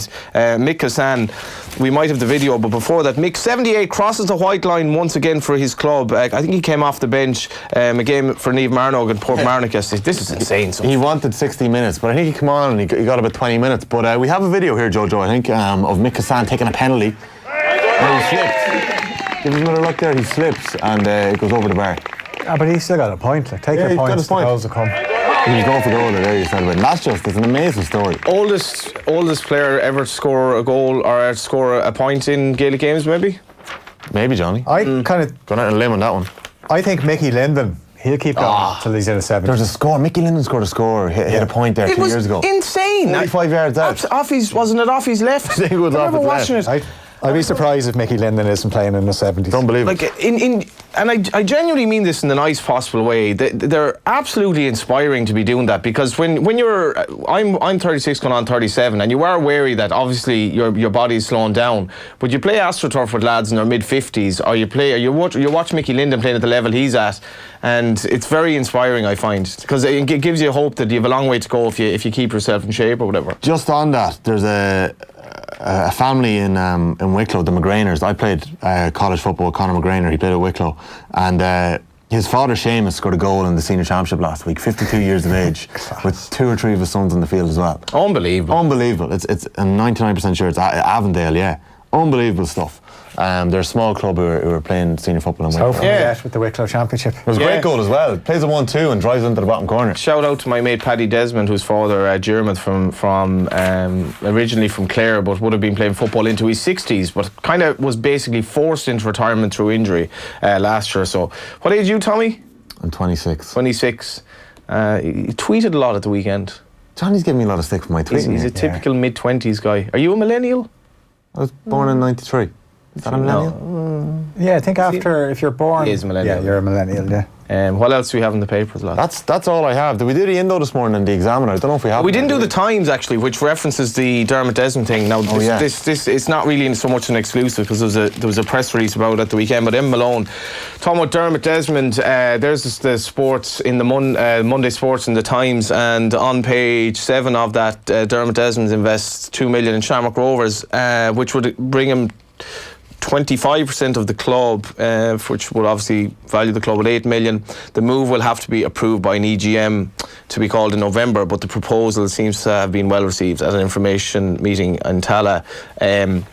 Interesting one, obviously talking about the Glazers earlier and how kind of septic that regime is in terms of their indifference towards what goes on the pitch, and Jeremy Corbyn talking about what's going on at Newcastle, and the League of Ireland has been completely at the other end of the scale where there's no money in it and there's been not many sugar daddies worth talking about, and there's immediately a suspicion if Dermot Desmond gets involved. But this actually sounds, on the face of it, sounds like a very good kind of thing for Shamrock Rovers. 2 million for, which would still have the fans owning 50% along with the two shareholders.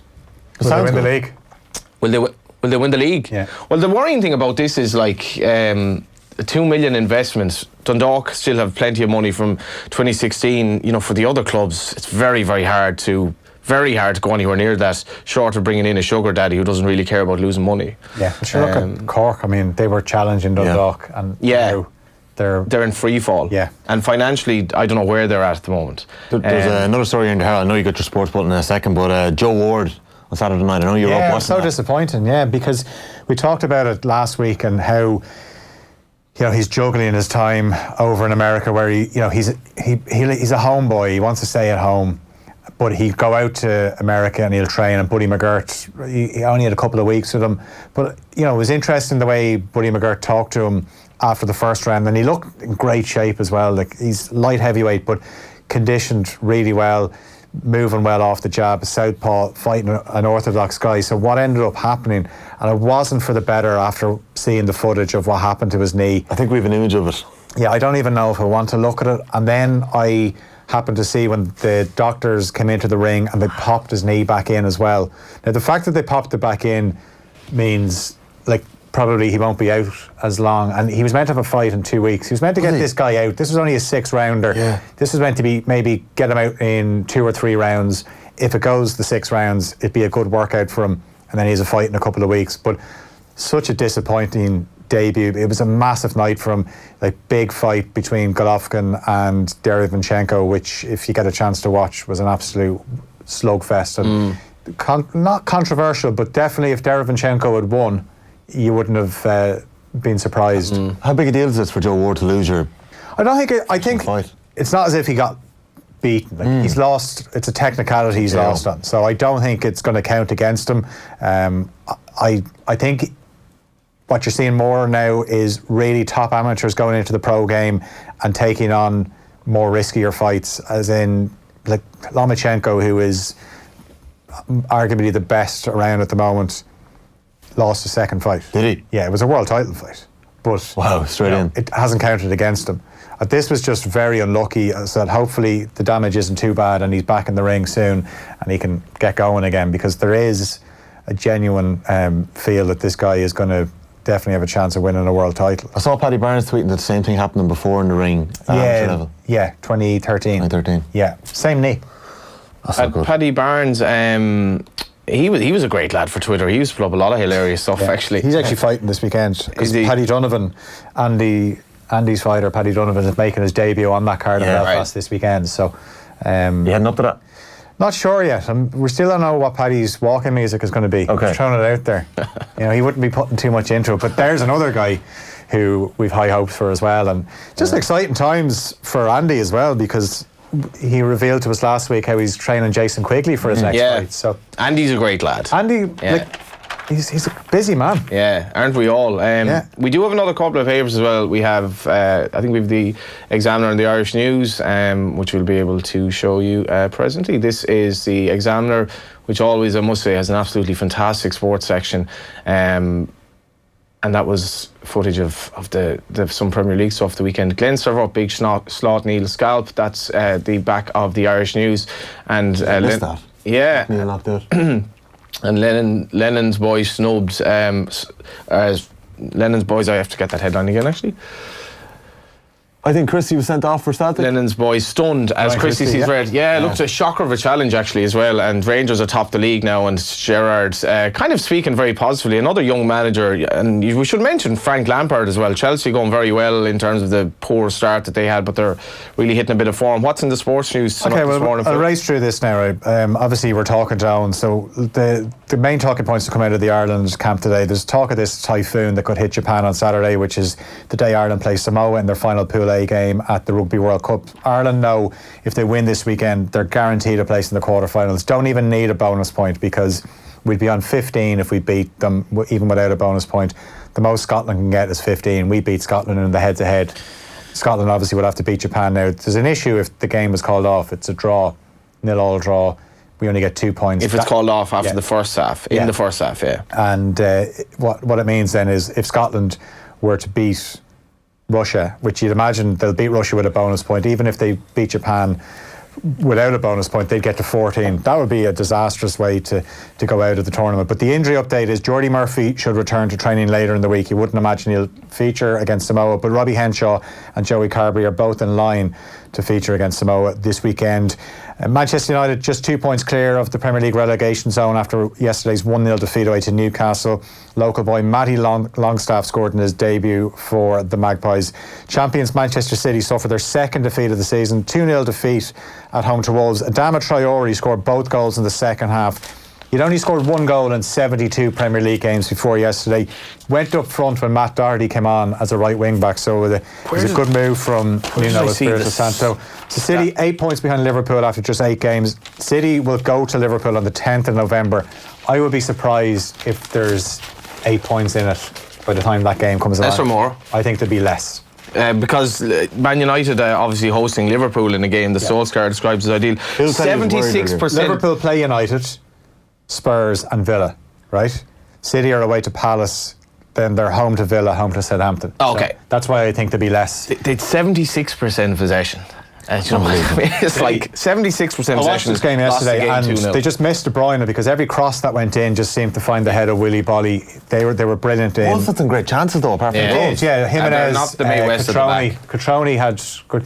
Otamendi for the first goal. You see him trying to take on Jimenez. He's not. He's just not much of a defender, but he's playing centre back for Man City. What else have we got? Okay, I'll give you the big news is the reigning 5 in a row All-Ireland champions. Yeah, All-Ireland champions Dublin will begin the defence of their Leinster senior title with a clash away to Westmeath. The reigning 5 in a row. We didn't really need that. We need a punchy. We know they've won the 5 in a row. Yeah, that's for news. That's it. Come on. Just championship is news. Stephanie Meadow and Leona Maguire will both play. Who are they playing? They're playing Westmeath. Who are Meath playing? Who are Meath playing? Meath will play Wicklow or Wexford. Oh. Yeah. Laois against Lowther Longford and then Kildare against Carlow or Offaly. And Stephanie Meadow and Leona Maguire will both play in the LPGA Tour next season. They secured their cards last night. The first round action continues at the World Grand Prix in Dublin at the City West Hotel. Rob Cross in action, Daryl Gurney also playing. Last night there were wins for Michael Van Gerwen, Gary Anderson and James Wade. So it all kicked off last night. The darts. Yeah. Good old crack. I'd say so, yeah. It's going to be a long week if you're there every day, I'd say. And the rest. I think that's it for this morning, Tommy. Yeah. That's it, Johnny. Thanks. And Dennis. That is it from OTBM this morning. If you missed anything, catch the podcast back on offtheball.com/podcast or the Goal Out app, or check out the YouTube channel and subscribe. Tonight on Off the Ball, 7 p.m, plenty coming up. And by the way, Richard Cooper's impression of Joe and the lads, it's absolutely class. If you haven't seen that, Richard doing a bit of Ron O'Gara. It's too good, isn't it? Too good. It's too good. You just don't want him to do you ever, because it'll just be like, am I really like that? In any event, catch up with that as well, and we'll see you tomorrow morning on OTBAM from 7:30. OTB AM. This is OTB Sports Radio.